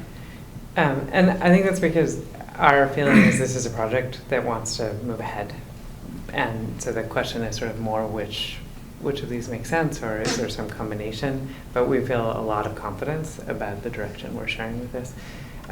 So in terms of medium as it relates to the overall vision for the kind of open space experience, another possibility is to extend that idea of a boardwalk, and so that you have sort of on either side of the carriage house a boardwalk that takes you through the wetland. And there are these incredible views. I think one of the things, if you imagine standing just to the east of the carriage house here, you can see both Scott Cove and Ziegler's Cove, and the sense that you're really connected and sort of on an island is really reinforced. We are planning to remove the amphitheater, not because it isn't lovely to have an amphitheater, but because the code issues with the version that exists right now are so complicated, and it doesn't feel like it is something that is necessary. I think long-term, if an amphitheater becomes something that is really desired, this also isn't probably the location where you would want it, because it's a quieter and more ecologically sensitive area. And so I think some of the more public, sunnier spaces is where we would actually recommend something like that in the future. So we think from a simple point of view, we'd like to keep this area actually separated from the estate house area and the lawn there, that this wants to feel kind of independent, and it's this bridge condition. So a higher level of activation here would be to imagine, if you think about the south side, the sort of Ziegler's Cove side of the building, as you approach from the polo field, you could imagine that almost feeling like the front of the building, and so thinking about a back deck that could be used for activities, and the sense that actually the carriage house really can support larger groups, even events like a wedding or something, that potentially there's an outdoor space on both sides that could be beautiful. I think we can do it. Before you, what are the purple lines on that parking space that you've introduced there? Lines versus dots on the previous one? So I think we can imagine that there are all sorts of staging, like you could set up sort of benches or bench seating. You could really have an amazing set of activities on both sides of the carriage house. So I think we all think of it as quite a small building, but because it's kind of one span, or it's one space, it actually has much greater capacity. So I think our job is to sort of show you that in terms of carrying capacity, to the term that Jeff used earlier, this is actually an area where you really could have, like if your average school bus has 30 kids, you could potentially have like 3 classrooms of kids, 3 school buses, all experiencing one set of programs with their teachers and chaperones in a pretty straightforward way. That's what caught my eye 2 slides prior. We've got all the seating. Is that like 100 seats in there? It's better than 100, yeah. More than, yeah. I don't think of that as a big building. No, It's size.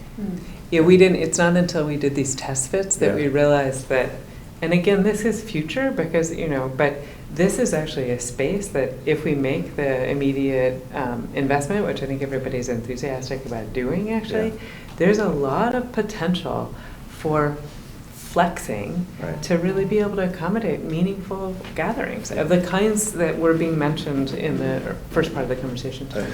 But I think we have to catch ourselves too. I mean, it's a 60-acre island. There are quite a few buildings.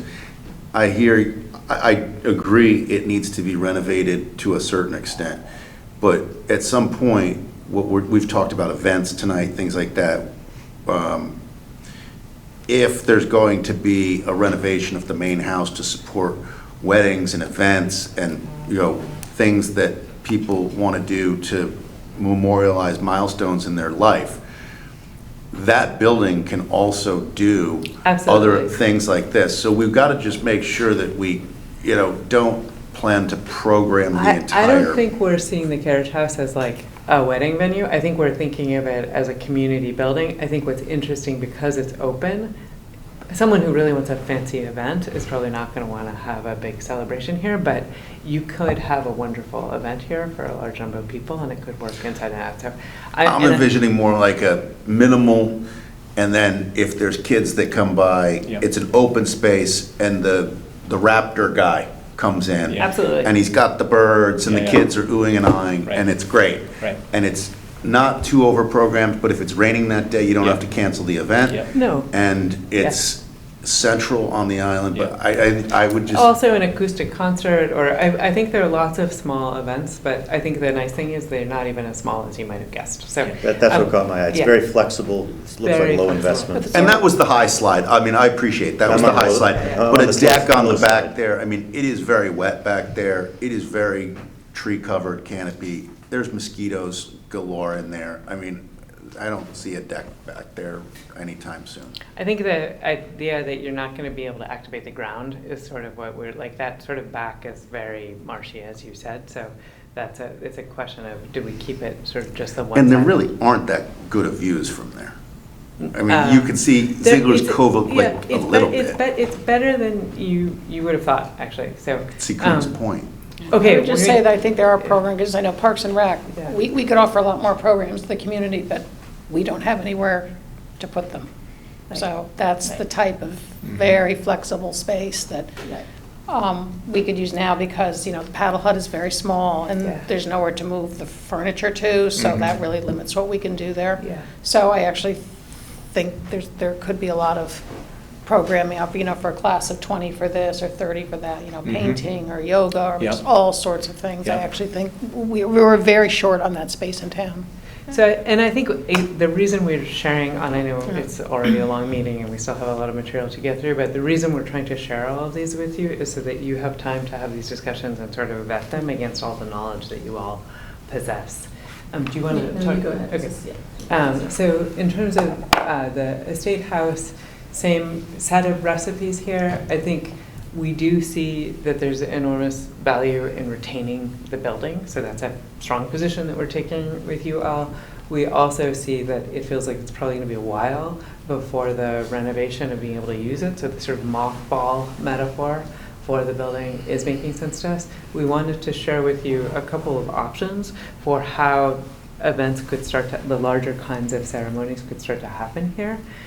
I think we are sensitive to the fact that we don't want, when you even have something like a wedding here in a tent, that people should still be able to take their walk. If they want to walk the dog, or if they want to do their run that they've gotten used to, we don't think that the island should, and the best part of the magnificent view should come out of the public or sort of civic experience.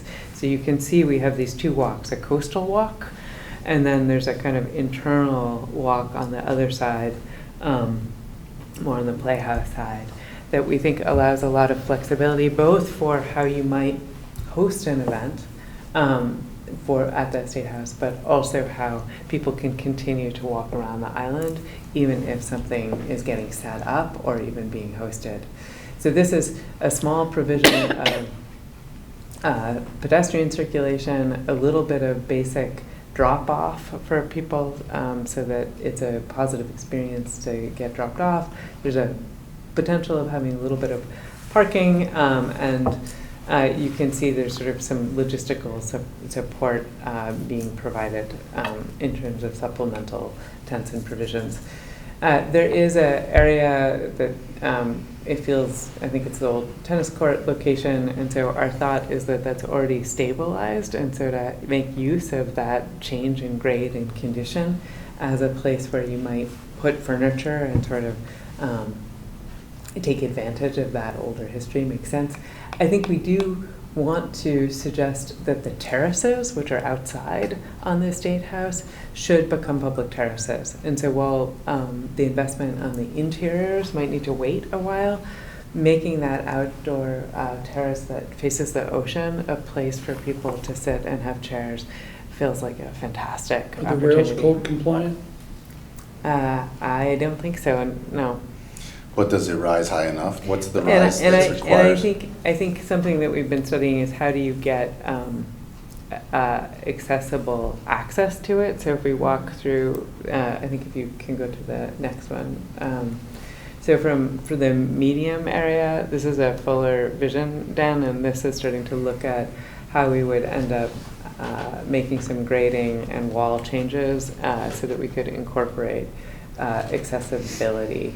So there's ADA parking and ramps both to the historic terrace. So this becomes a much more accessible and kind of code compliant condition.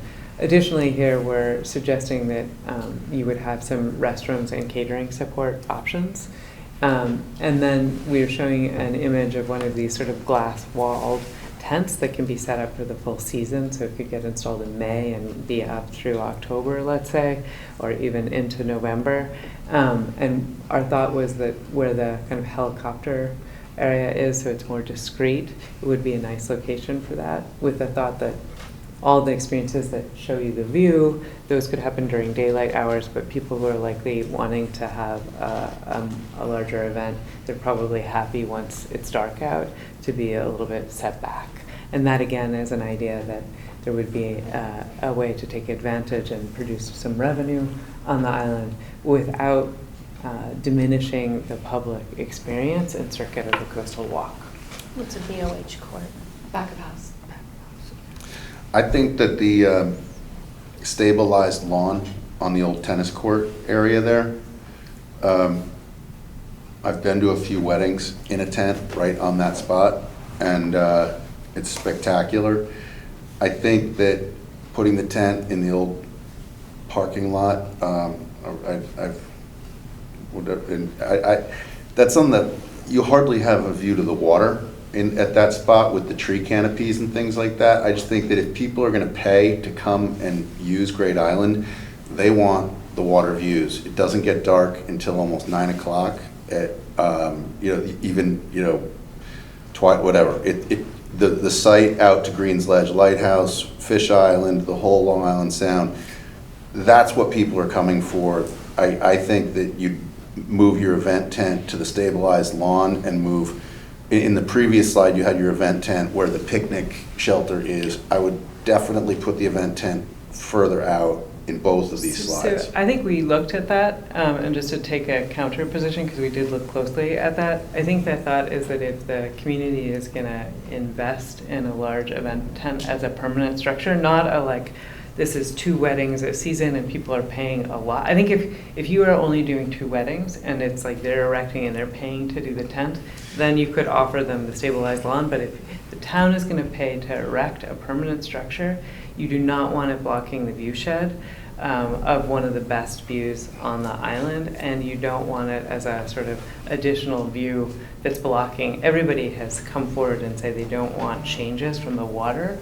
And so our feeling as we studied this closely was you get a lot of benefit by programming the terraces, and we're showing a new picnic terrace that feels like an extension of the State House, which would have good views. And so drinks, all the initial stuff, reception could all happen out there. And then dancing and dinner is in the glass walled where you have a band and you don't have acoustic conditions because your noise is managed by the glass walls of this tent. So again, this is for discussion. We're not asking for a determination, and I think people, if they have time, can go walk and stand. But we're trying to, with this scenario, balance a lot of what we've heard.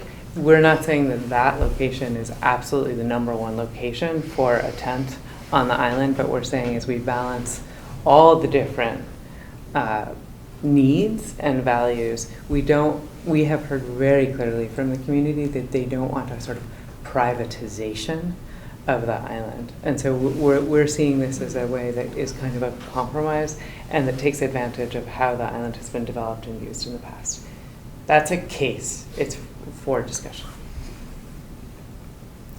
And then a more advanced vision here is even greater use of the sort of front areas. We're showing the event lawn potentially being set up for a wedding. I think the question of whether or not there is a structure that could go there is something we could discuss, but it would want to be more like a gazebo is our thought if you did put something there rather than a full tent.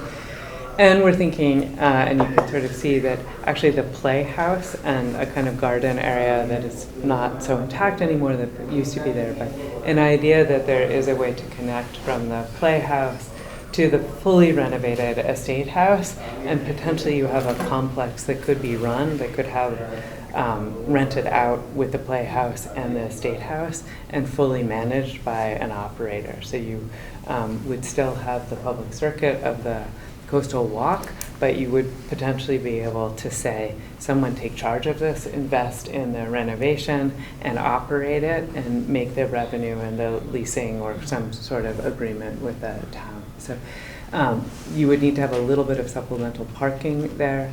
When we get to the Playhouse, we're showing or the Pink House part of this, we're showing an expanded parking lot with the idea that the amount of parking that you would need to make this work would actually be handled by the parking lot that's currently part of the Playhouse. So there wouldn't be much expanded parking other than what we're showing here for the estate house.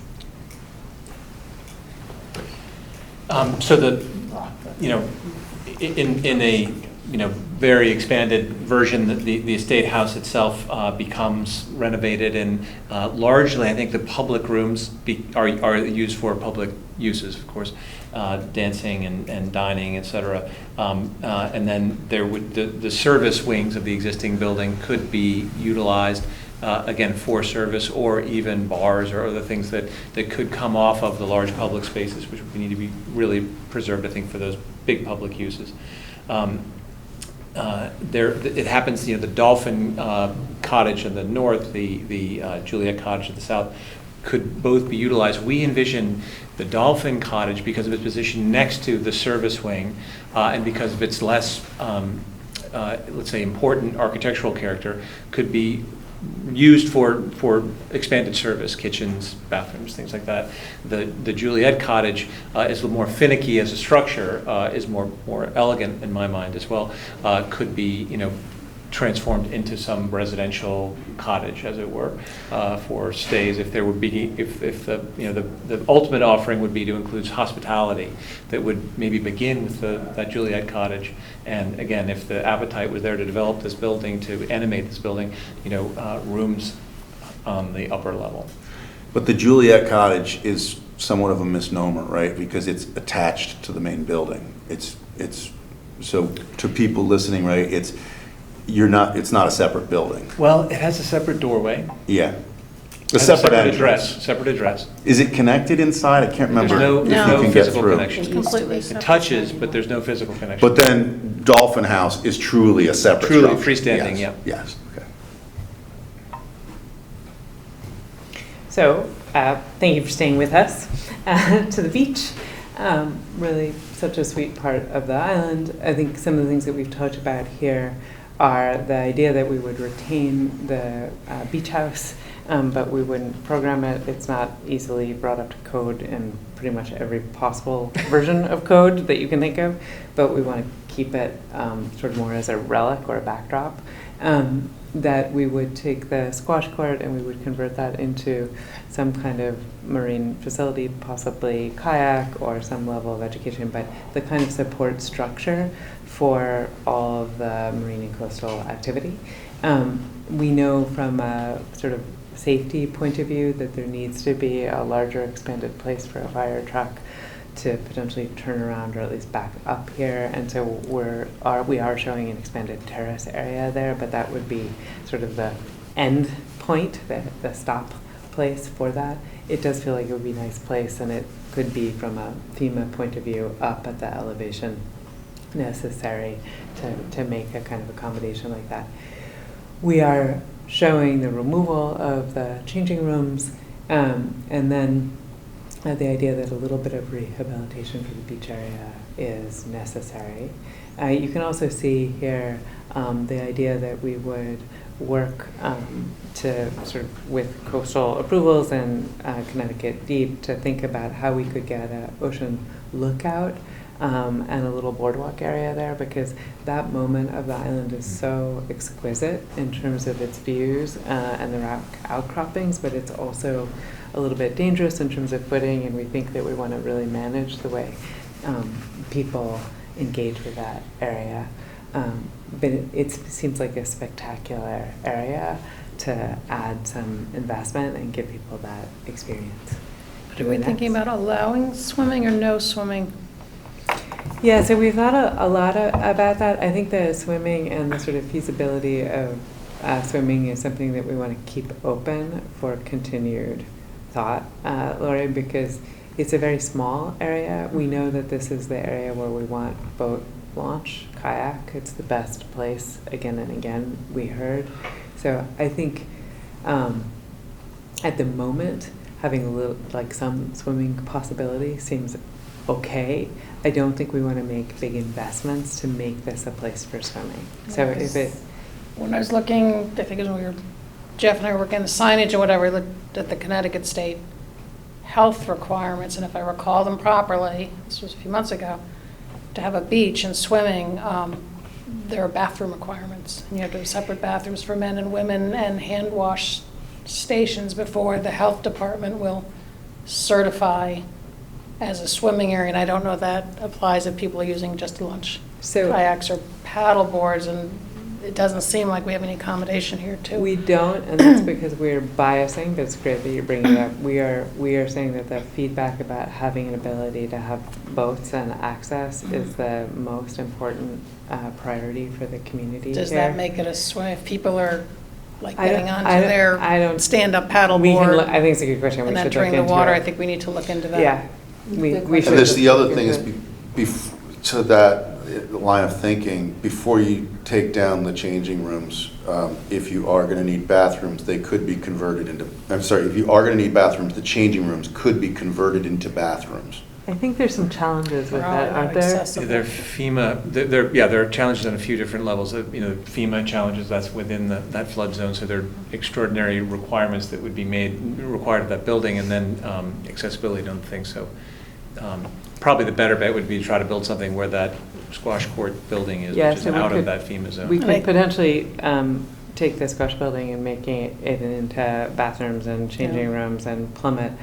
I think our sense is that given the sort of larger sensitivity of this area and the proximity of Pear Tree Beach, that it makes more sense to concentrate on working with the kind of existing footprints of these facilities and to focus on the boat. That's our current feeling. Yeah, about no, this, I just but wanted to, because, I and that's so not appreciate true in it. every state. I don't believe it's true in Massachusetts, because there's beaches all over the place with absolutely no sanitary facilities, but in Connecticut, it is a requirement. And they have to be reasonably proximate. It's not my understanding that, like, telling people go back to the ones that we're putting would not be sufficient, that they have to be nearby. Which investment is the seawall reconstruction or demolition? Yeah, so if you go to I think the next option. So in both of these, we're looking at still keeping it. We haven't looked at Leaving it as is? Well, but I think leaving it as it is. I think that there is a big question, and you can see here that we're showing, we're not showing a seating area where the concrete abutment is, but I think that is something that we've talked about. It's not drawn here. Here we're showing a potential seating area where the Seawall. I know. I thought actually on the slide, but I think we changed it. We were showing a seating area on the concrete abutment area. I think the question, we're going to basically make a recommendation that there's a future study about the benefits or challenges of keeping that, because we don't have the expertise on our team right now, Dan, to make enough of a defensible recommendation. I think we looked at, and we've tried to, within the capacities we have on the team, to say, if you demolish it, it feels like it would be okay, but as we've talked to people who are expert in sort of the dynamics of the ocean, there's a counter position that it's better to leave it as is. There are some safety challenges with it the way it is If you now. gotta get kayaks over the top of it, then you gotta worry about. Exactly. So I think in terms of this project truly moving ahead quickly, there's a little bit more due diligence that in our plan, we're going to have recommendations for the next steps for this, which I guess, Lori, in terms of a question about swimming versus boats, I've heard over the years that if you take it out, the beach will go, because it's open, east is out towards Green's Ledge, you get water, wave action. There is a, I would say anecdotally, without the study, there is a very strong likelihood that that's true. And I've heard that's why it was put in there, so they could, because that's a man-made beach, it's a man-made beach. Right, they wanted an ocean. They created that wanted an beach. ocean pool. I think the question in terms of what the investment is to turn it back into an ocean beach and the benefit for the community, I think as we looked at that, it didn't seem to make sense because it's too small of an area and the set of provisions you would need to make, the numbers just start to get kind of astronomical. And so that is an option that we decided to not pursue. I will say, I think we should move on because we still have more material, but these are exactly the questions and the conversations that we all need to be thinking about, and so thank you for that. The thing that I don't like is that in low, medium, and high, the boardwalk existed in all three. And I think I've heard ecological preservation of the eastern lobe. I just think that, okay, if we put some kayaks out there and whatnot, and they can get into the water through the beach at certain tidal times, okay, but to actually make something that would qualify as a boardwalk around that area, I mean, it's going to take a lot of convincing for me. I think it should be just left natural. And if you want to put the coastal trail there, that's not ADA, I'm okay with that, but I think trying to make That's what we had drawn before, and then it seemed like potentially it's not fair to people. I heard you say investment, and I think what I saw would cost a lot of money, and I think it wants to be pristine out there. Yeah, and I agree with that. I think at least in the low. Yeah. Maybe it's in the high, but I kind of thought that's a big investment. Good feedback. Keep it up. Thank you.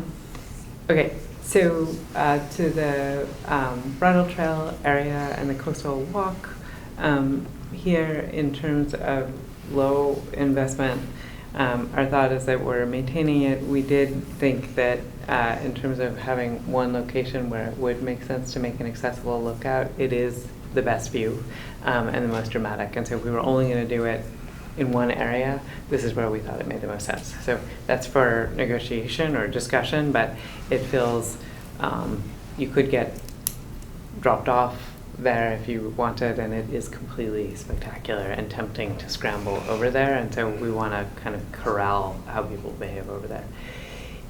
If we go I'm sorry, it's not coated brown, but it is a boardwalk?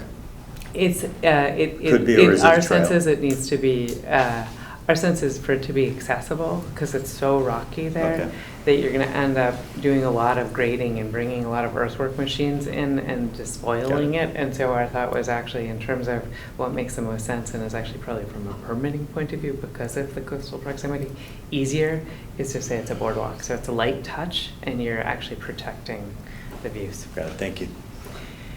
Okay, to the next.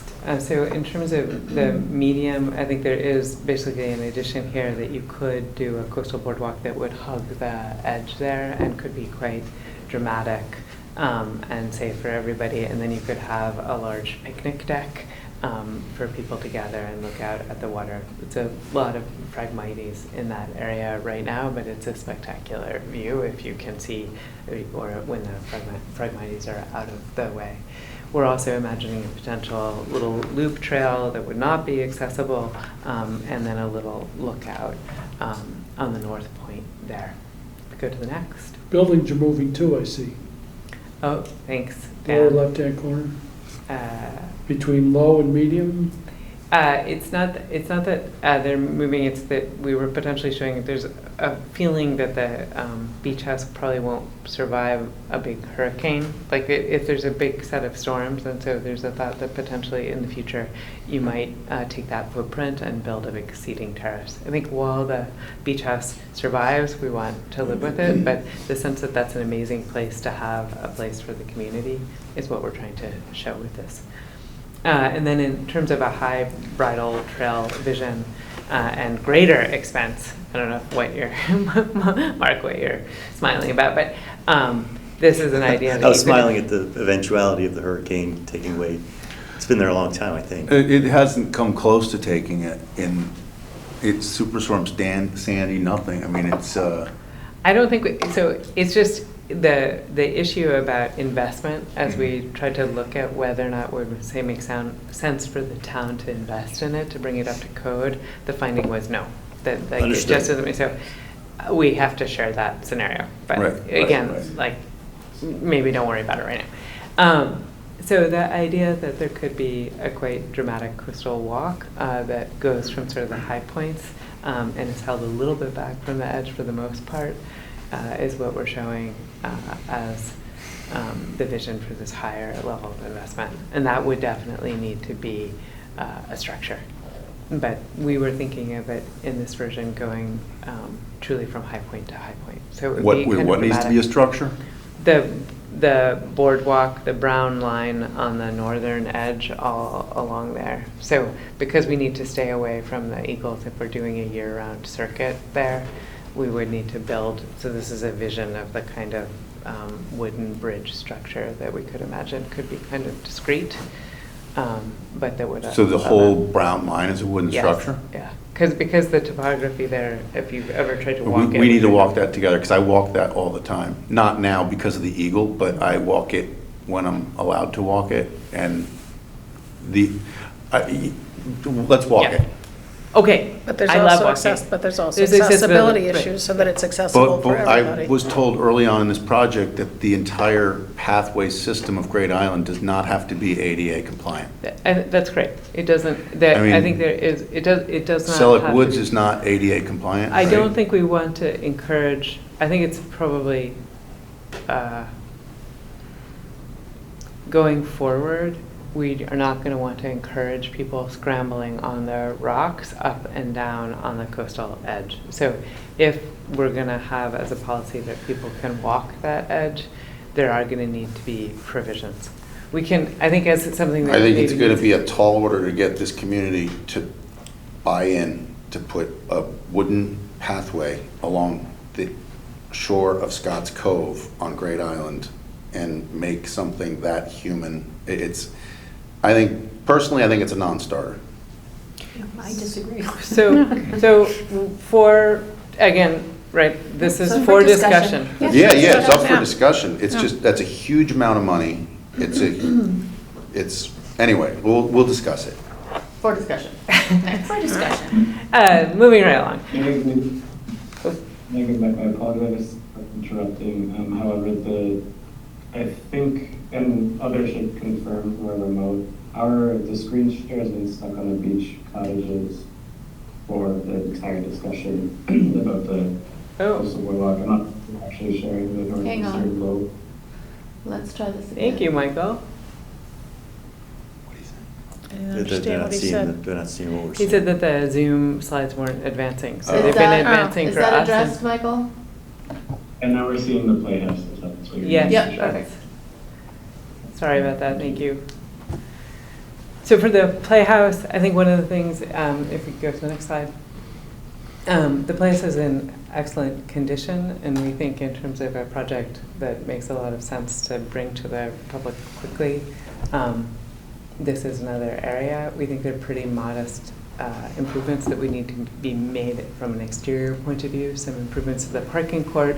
We think that removing the garage makes a lot of sense here. And we think introducing a little bit of sort of barrier planting along the coast so that it feels safe, but all the incredible views are maintained makes sense. There's that stone arch. We think introducing a pathway through that arch that is paved for kind of more to community standards could be quite lovely. If we go to the next, in terms of a medium vision here, the only, I think, real change is to think about the idea of a terrace that could be programmed for coastal views, because it's really a spectacular location. Yeah, that's a pretty spot. It's such a pretty spot, yeah. If you go to the next, and then in terms of sort of thinking about that relationship to the full imagined future for the estate house, the idea that actually at some point gardens could come back here, and that there could be a really beautiful historic garden planting and kind of connected condition with a state house is really imaginable to us. And if that happens, we're imagining that you need a little bit of additional parking here, and so we're tucking in more parking. And the idea that the garden path could be expanded. Next. I want to put you all to sleep. You go. So there are a number of different uses that we could imagine here. Again, the idea of conservancy offices or a nonprofit that could utilize this space fundamentally as office administrative space is again available. We were actually there today, and in some ways comparing this space to the greenhouse, which was another candidate for such use, I think we all felt that this, because it's so special and its siting is so extraordinary, it's not, I think the idea of putting a conservancy office here is nowhere near as good as just putting it in the greenhouse, and that this would be better utilized as some sort of amenity that could be attached to the manor house in a fully developed bloom, or itself could be some kind of rental opportunity for corporate retreats or special uses that could take advantage of this extraordinary position on the coast. And it's wonderful floor plan. It's a very unusual building that has this grand room right in the middle that runs all the way through, generously sized. So again, you could host largish groups there. It could be rented by a family if there were to be, for instance, a wedding at all or some event. It has enough bedrooms to make it a really viable location for a family or a group of friends to take the whole house for a weekend. What's upstairs in it? There are small bedrooms. Two small bedrooms, yep. So then to the boathouse. I think the happy news that we shared with you before is that we have actually managed to find a path forward to put this building to use. I think in an immediate sort of low investment scenario, we love the idea of building a terrace that looks out onto Ziegler. So it's a pretty rundown asphalt condition, but I still frequently, I feel like almost every time I've been on the island, I see a group of people just sort of standing there looking, because it's just one of the moments on the island where you want to look out at the water. And so actually providing conditions for that makes sense to us. We think we should remove the shed. Go to the next. I think as an expanded condition here, actually building some level of a barrier condition, it could just be guardrails or it could be a wall, and having a community terrace that could have events feels like a nice addition here. And you could imagine the relationship both to the parking but also to the polo field as working quite well. Go to the next. So here, this is starting to look at a scenario where the boathouse has program, which George will talk about in a second. But if that were to happen, the idea that you would need probably some parking that expands across the drive, and you might want an additional access pathway, and potentially even a lookout to the shellfish beds makes sense.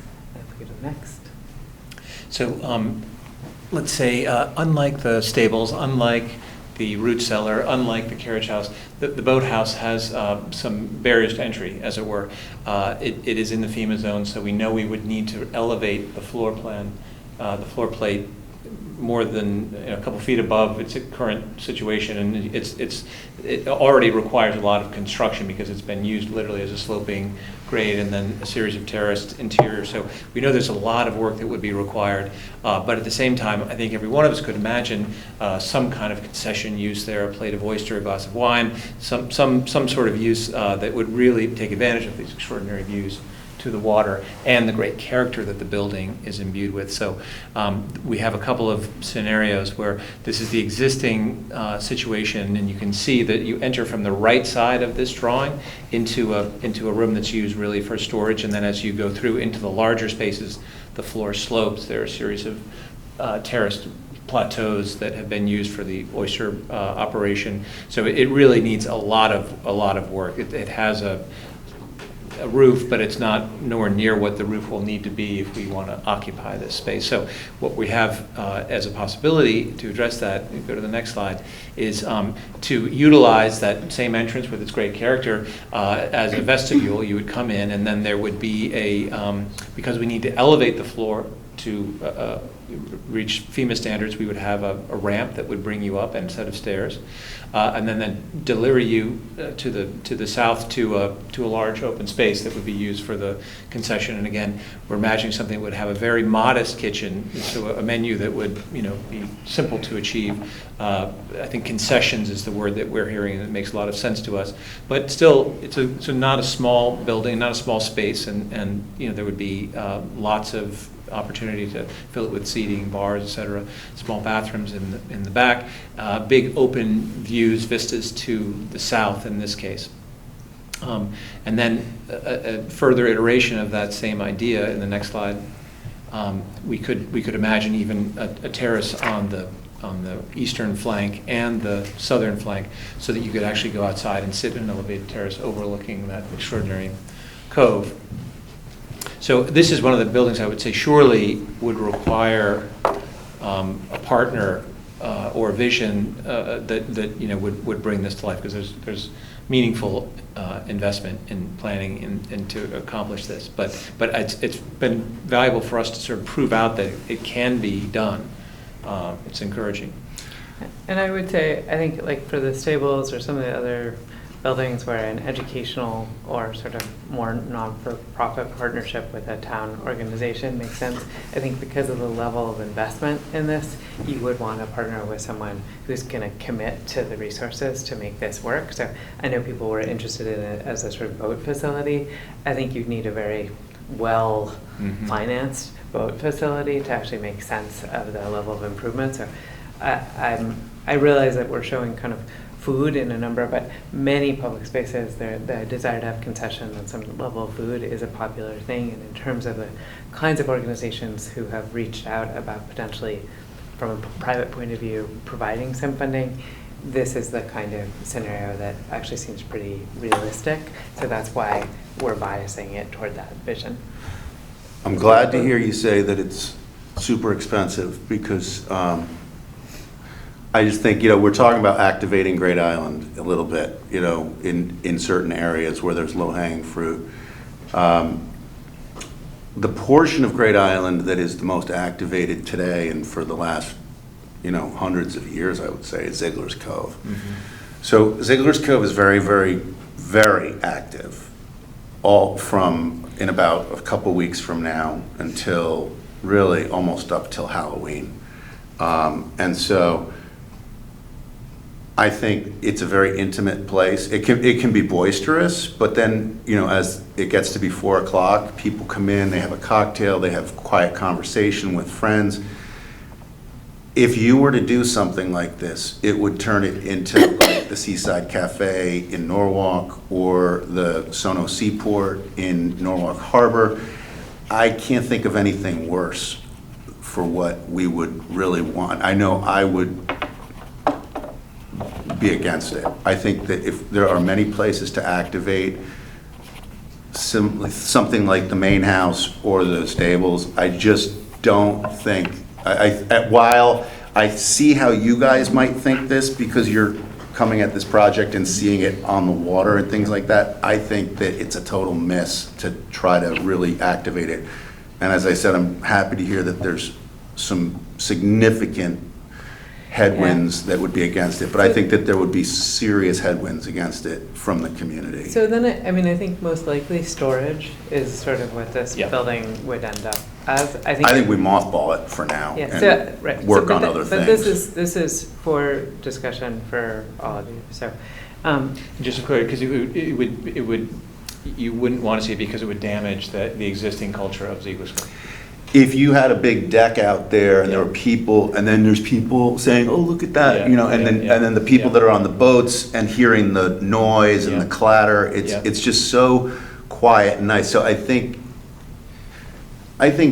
both sides. I mean, it might be more interesting for the people on land looking out, but the people on the boats, and there's, by the way, until the sun goes down, I mean, there's almost every mooring has a boat on it. Right. So and there might be 5 to 10 people on a boat. Some of these boats are big. So there could be far more people in Ziegler's Cove on any given evening than there would be on the entirety of Great Island. I mean, there could be 300 people in Ziegler's Cove. And so I just think we should stay away from that completely for now. It's because we have such great opportunity to do things that could be meaningful for community members at the main house and at the stables and at the garage, the carriage house, and at, you know, There are a lot of opportunities. There's like 4 places that are begging for us to activate. Right, and so Bruce, but I think what they wanted to do is show us all the options. I appreciate that it's a master plan. And I just say. also, we had originally thought there wasn't even a future other than storage or demolition, and so I think the good news is potentially there is a future. I think we can leave it at that for tonight, and there are so many experts in the community about how to understand Ziegler's and sort of marine facilities, but the last couple of things we wanted to talk about, because I really appreciate that it's already super late, is that as we talk about these futures, understanding the operational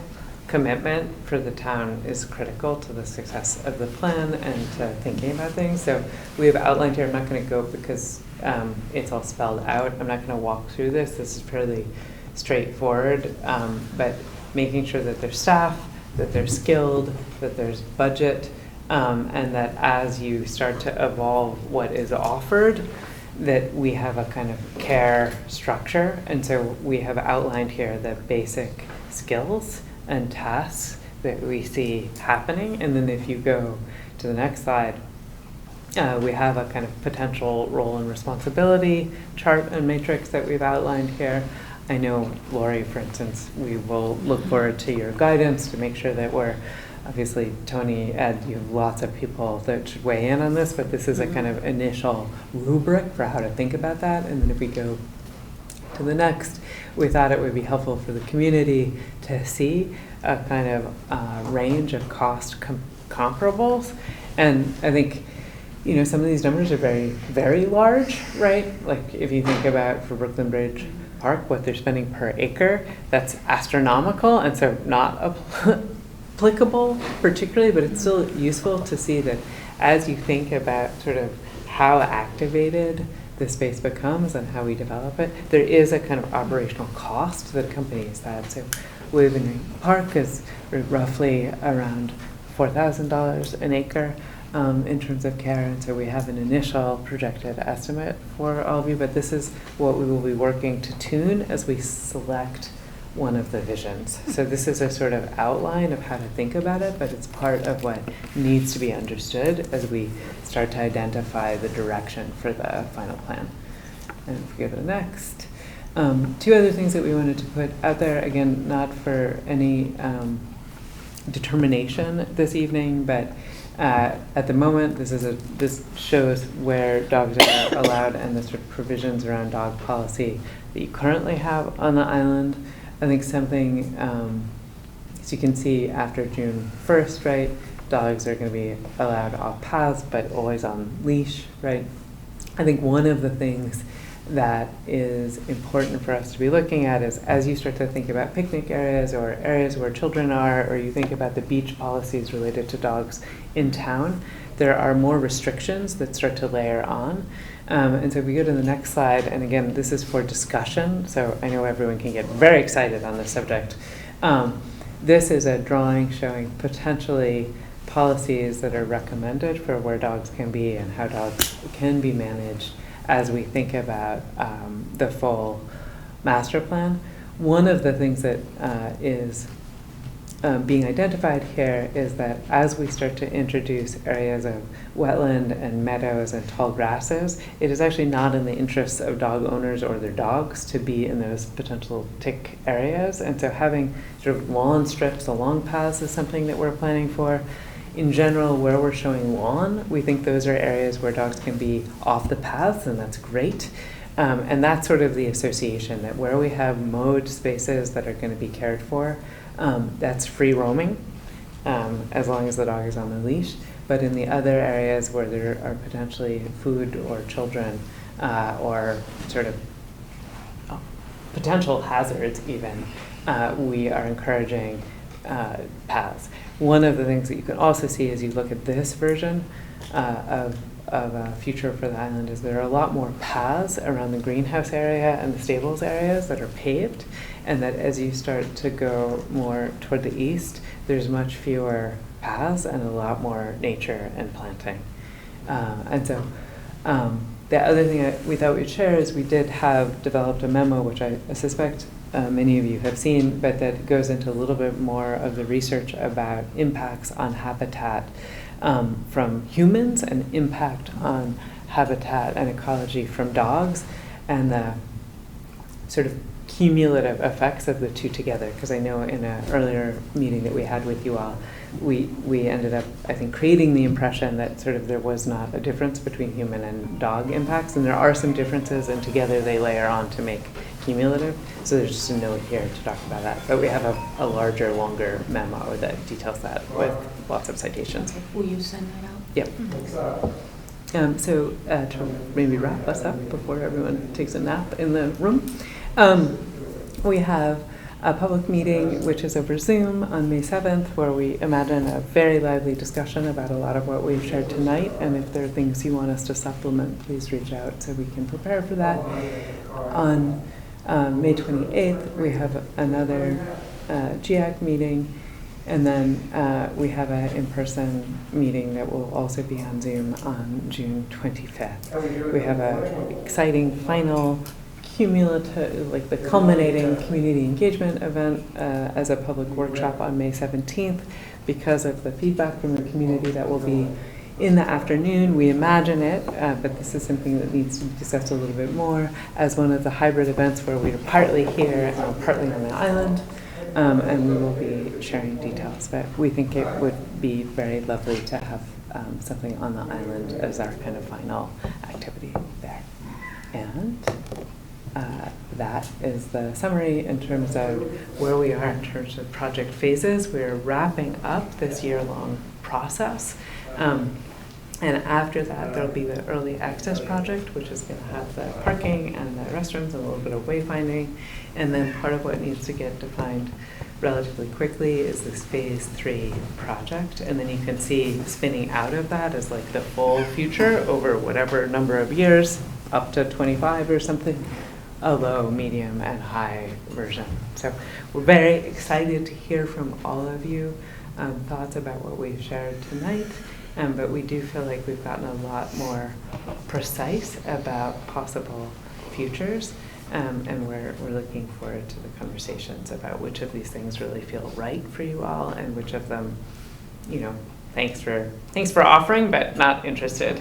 And if there's some things that you're thinking we're really missing that you want us to outline, we are eager to hear that. And I'm thinking, Dan, of something, for instance, that you shared a while ago, which is if we really think about winter activation, are there specific seasonal things in the winter, for instance, that we should be adding? And I know that we sort of sketched some things like that, but we haven't brought that fully to you. So if there are other things, please let us know. So what do you hope to hear from us on the 7th? I think on the 7th, it would be very useful. Some of the stuff has come up potentially from at least some of you tonight about indications of things that make sense to do.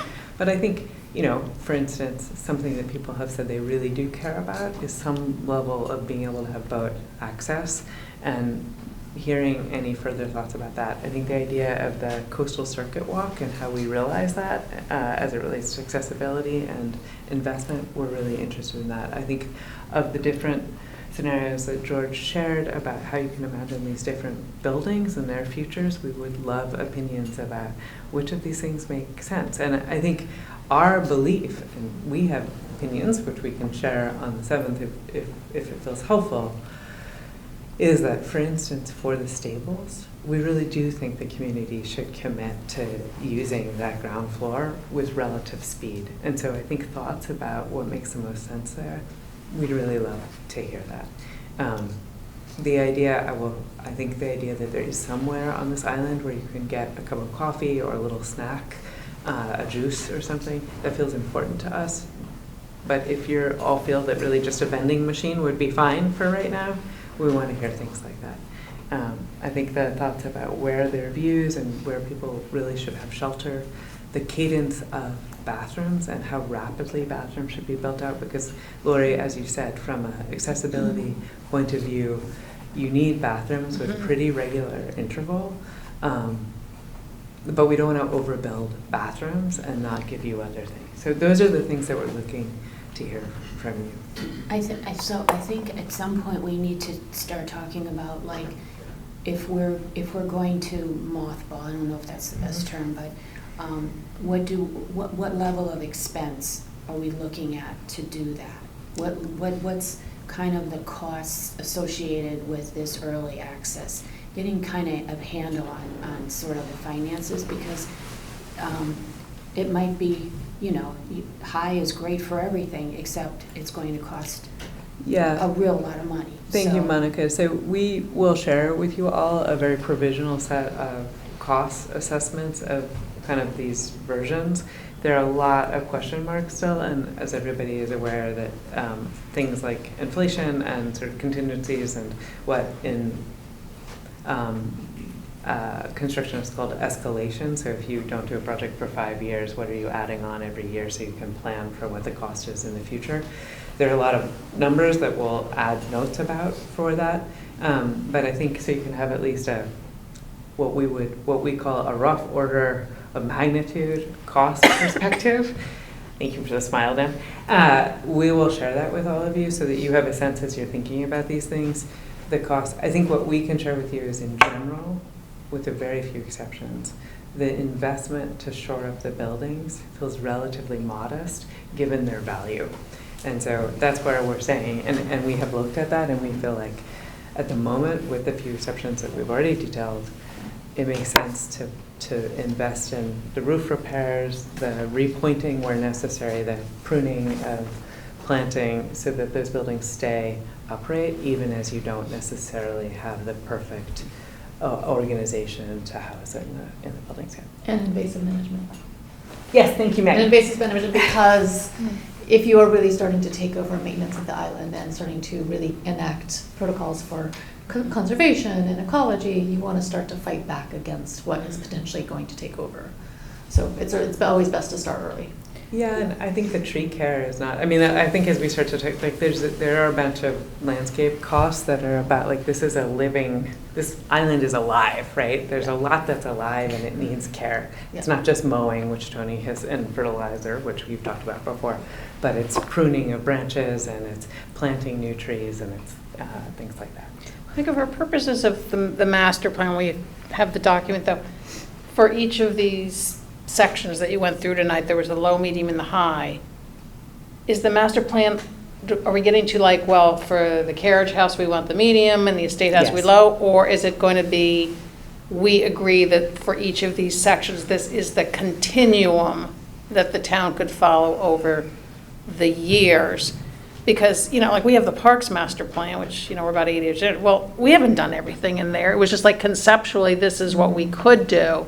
But then you go in and you say, okay, we're gonna focus on this first or focus on that later or whatever. And then that kind of comes next after you have, okay, well, this is sort of the picture of how we think our parks could look. This is how we think Great Island could look with this continuum. Because I don't know that I don't want to rule out, like, a lot of things look great, but we may say it's not all achievable now, but I don't want to say we would never want to get to the high. So that's exactly what we want you all to be thinking about. And we did set it up for tonight as you can imagine, like watching a child grow up, right? You can imagine over time that the island could start to embrace one of these areas all the way to the full. But in some cases, what we've maybe shown tonight, you're just like what you were saying about the boathouse. No. That I understand if there's something that we're like, no, but if most of it you're saying, yes, this is the continuum I could see over a 20 or 30 year period, I'm not sure I'd want to have to say no. To rule anything out. To You ruling it wanna out, keep those on the unless table. we really like hated it and there was a Well, great reason. but But I'm for the saying if purpose- yes, aspirationally, we'd love to do that. And that's, we're trying to kind of tell a possible future for all of you and even shape a likely future. And so I think in many of these cases, all are possible with conditions, right? Like, we always want the public to be able to walk around the island. And so any level of a partnership with, for the estate house to privatize it, invest in it, has Has to to meet have the that. following conditions, like what we were talking about, like you can have 15 people, but they can't bring, I don't know, their RV and park it in front of the carriage house. They can come, but there's limitations to how they can arrive. But if I don't know if I understand it right, but, so when we're talking about, okay, we're gonna pick one and then you're gonna run with that, the scope of your engagement with us isn't to provide every permutation and combination of scenarios with a full forecasted construction cost, et cetera. We have to pick one. We're still gonna get the low, medium, high renderings with the ideas of them, but you're gonna Yeah, give what us a we're lot more detail on the one On that we one. pick. Yeah. And say, if you were to walk down this path, this is what we, to our best efforts, think it might cost you Correct. today and with an Correct. escalator. Correct. Yeah. Is that helpful to both of you? And I think we I need to think, clarify. I think we wanted to share it tonight like this because I think there's been a lot of concern in the community that when we show a possible future, it might happen really quickly and people will lose the sense of what they love. And I think what we're trying to share is this is something that the community is entirely in control of, and the rate of change is entirely in your control. I don't assume anything will happen quickly. Right. But we don't want to we want to show that we've thought about it and that we're not making recommendations that would deny that future. Yeah, and I think that when I talk to friends in town and they ask what's going on, they keep track, but the exercise that we're completing here is one to explore all sorts of possibilities for Great Island. Yes. And the task that we gave you wasn't just, we may have set out, and I think we did set out and say, we see this being a pretty passive recreation place. But that wasn't period, end of sentence. You guys then got tasked with saying, what are the possibilities for Great Island? And we're seeing that with High. And I think that, we'll probably see some people start to freak out a little bit and be like, so they're promoting a such and such or such and such because they're going to see them on the High slides. But like Lori said, I wouldn't get ready to see any of this happen overnight. We don't have even if we decided we wanted to do that, we don't have the money to do that. And so I think that the exercise that we've done, that we're completing, that was been a year, is to get a wide variety of ideas for this island. Well, that's what they were tasked with, right? Exactly. The full range of possibilities, but it's up to us to look at the menu and decide, what do we want to choose? Right. But Exactly, it's but a I think- cohesive vision, though. Right. I mean, it all works Yeah. together. Yeah, I think you did a nice job. And I think there are things like, originally we were looking at, do you put a large municipal swimming pool here, or do we put a lot of pickleball courts? And I think at the moment, it's clear that those aren't the things that make the most sense for the majority of your Right. community. It's not to say that we couldn't make it work, but that's not the direction that we're headed in. Some of these other things, I think, are up for serious consideration. So I am aware that it is 10 past 10. People have shown an enormous amount of endurance and stamina this evening, so we are super grateful for that, and we are super grateful for the opportunity that we've already had to get to know the island and to help you shape this future. We love the island. We've been there a lot recently, and we're going to continue to be there a lot in the coming weeks, and we look forward to your feedback after this evening. Okay. All right. Thank you. With that, next Great. item on the agenda. I'm going to go through this kind of quick. I move that the Great Island Advisory Committee recommend that the Board of Selectmen approve the placement of tables, umbrellas, chairs, and benches in the stable courtyard and in other appropriate locations on Great Island for passive public use. Do I have a second? Lori seconds. Okay, so now for discussion. So this was an idea that Bruce brought forth, right, to put some tables and chairs in the courtyard. And after going down and visiting the area and talking with Tony and Ed, one thought that came up was that we consider picnic tables and in that area and some benches spread around. The idea about the picnic tables is that they won't be relocated inadvertently, they won't blow around, and low maintenance.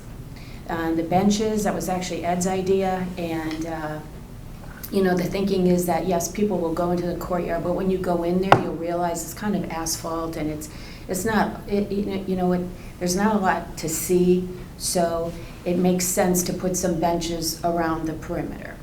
So thinking about this and thinking about our discussion about the garbage cans, I would suggest we consider renting. And we consider either renting picnic tables and benches or renting the more of the bistro type of table and the with the umbrellas and chairs, with the understanding that, as Tony and Ed pointed out, it's more likely that those will blow around. So with those thoughts out there, I'd love to hear what you're thinking. Dan? Or when you're talking about the benches or the picnic tables, do they have built-in benches? My thought about that is that would make them heavier and less likely to be able to be moved or blown anywhere. If you know what type I'm talking about, whether they're octagon or,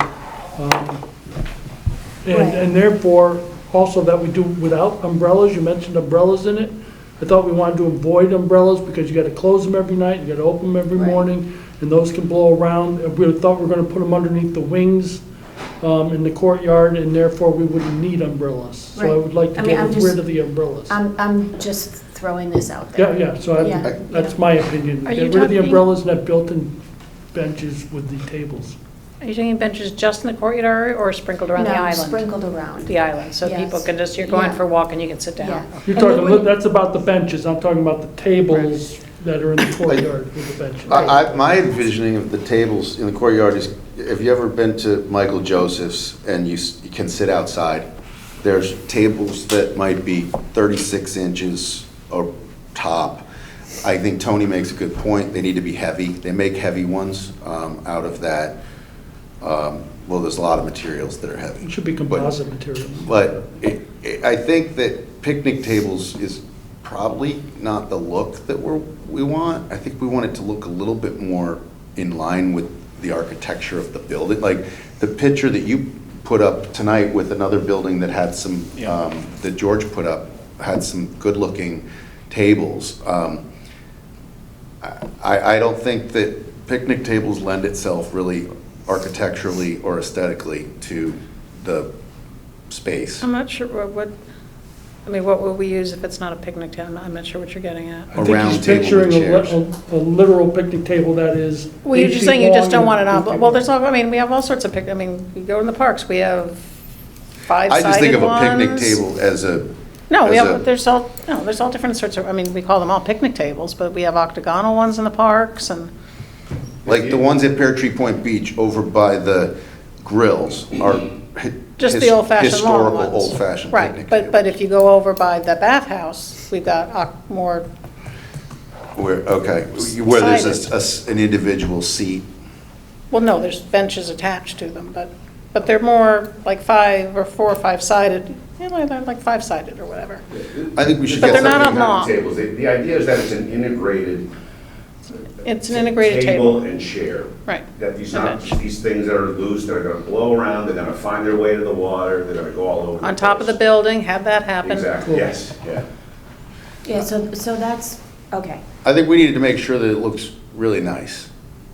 Okay, and I agree. I'm all about looking nice, but I also want to make sure that we don't make a big commitment on this when people don't actually use it. And standing out there, Bruce, I don't know, I thought it was a beautiful idea when you said it, and then when I went out there, I looked and I said, how likely is it? How much time are people actually going to? So I think we do this on like a kind of a trial basis, and I think that the rental option look, it's no commitment, we spend a lot of time on garbage cans, we have a firm that's going to help us with our long-term aesthetic look.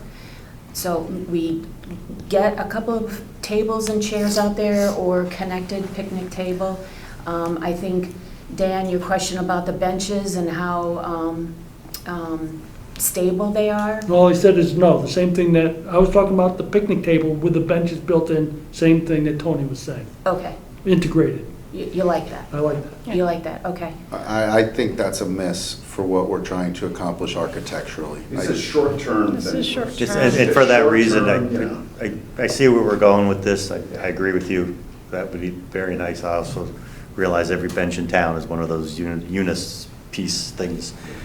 A rental approach, a trial basis. Okay, so here's an Don't get too option. deep into it. Here's an Yeah, option. See how it works. Here's an option. Whatever we choose. We have two sides, right? We put a couple of picnic tables on one. Tony, can you work with us on a couple of tables and chairs on the other? Thank you. Okay. And then we put some actual benches around the property, right? So does everybody agree that the rental approach is the right approach at this time? We don't know what the rental price is. If the rental price for 2 years of these tables and chairs exceeds the cost of purchasing, I'd say no. Okay. So I think we need to know more information before I can give my opinion on that. I'd like to know how much we're going to be charged for the rental. And then I think we need to have our noses into more architectural and aesthetics, and this is one of the first things we're doing, and if we're just gonna arbitrarily pick this, I mean, we've had 7 garbage cans sitting out in front of the stables for the last 6 months.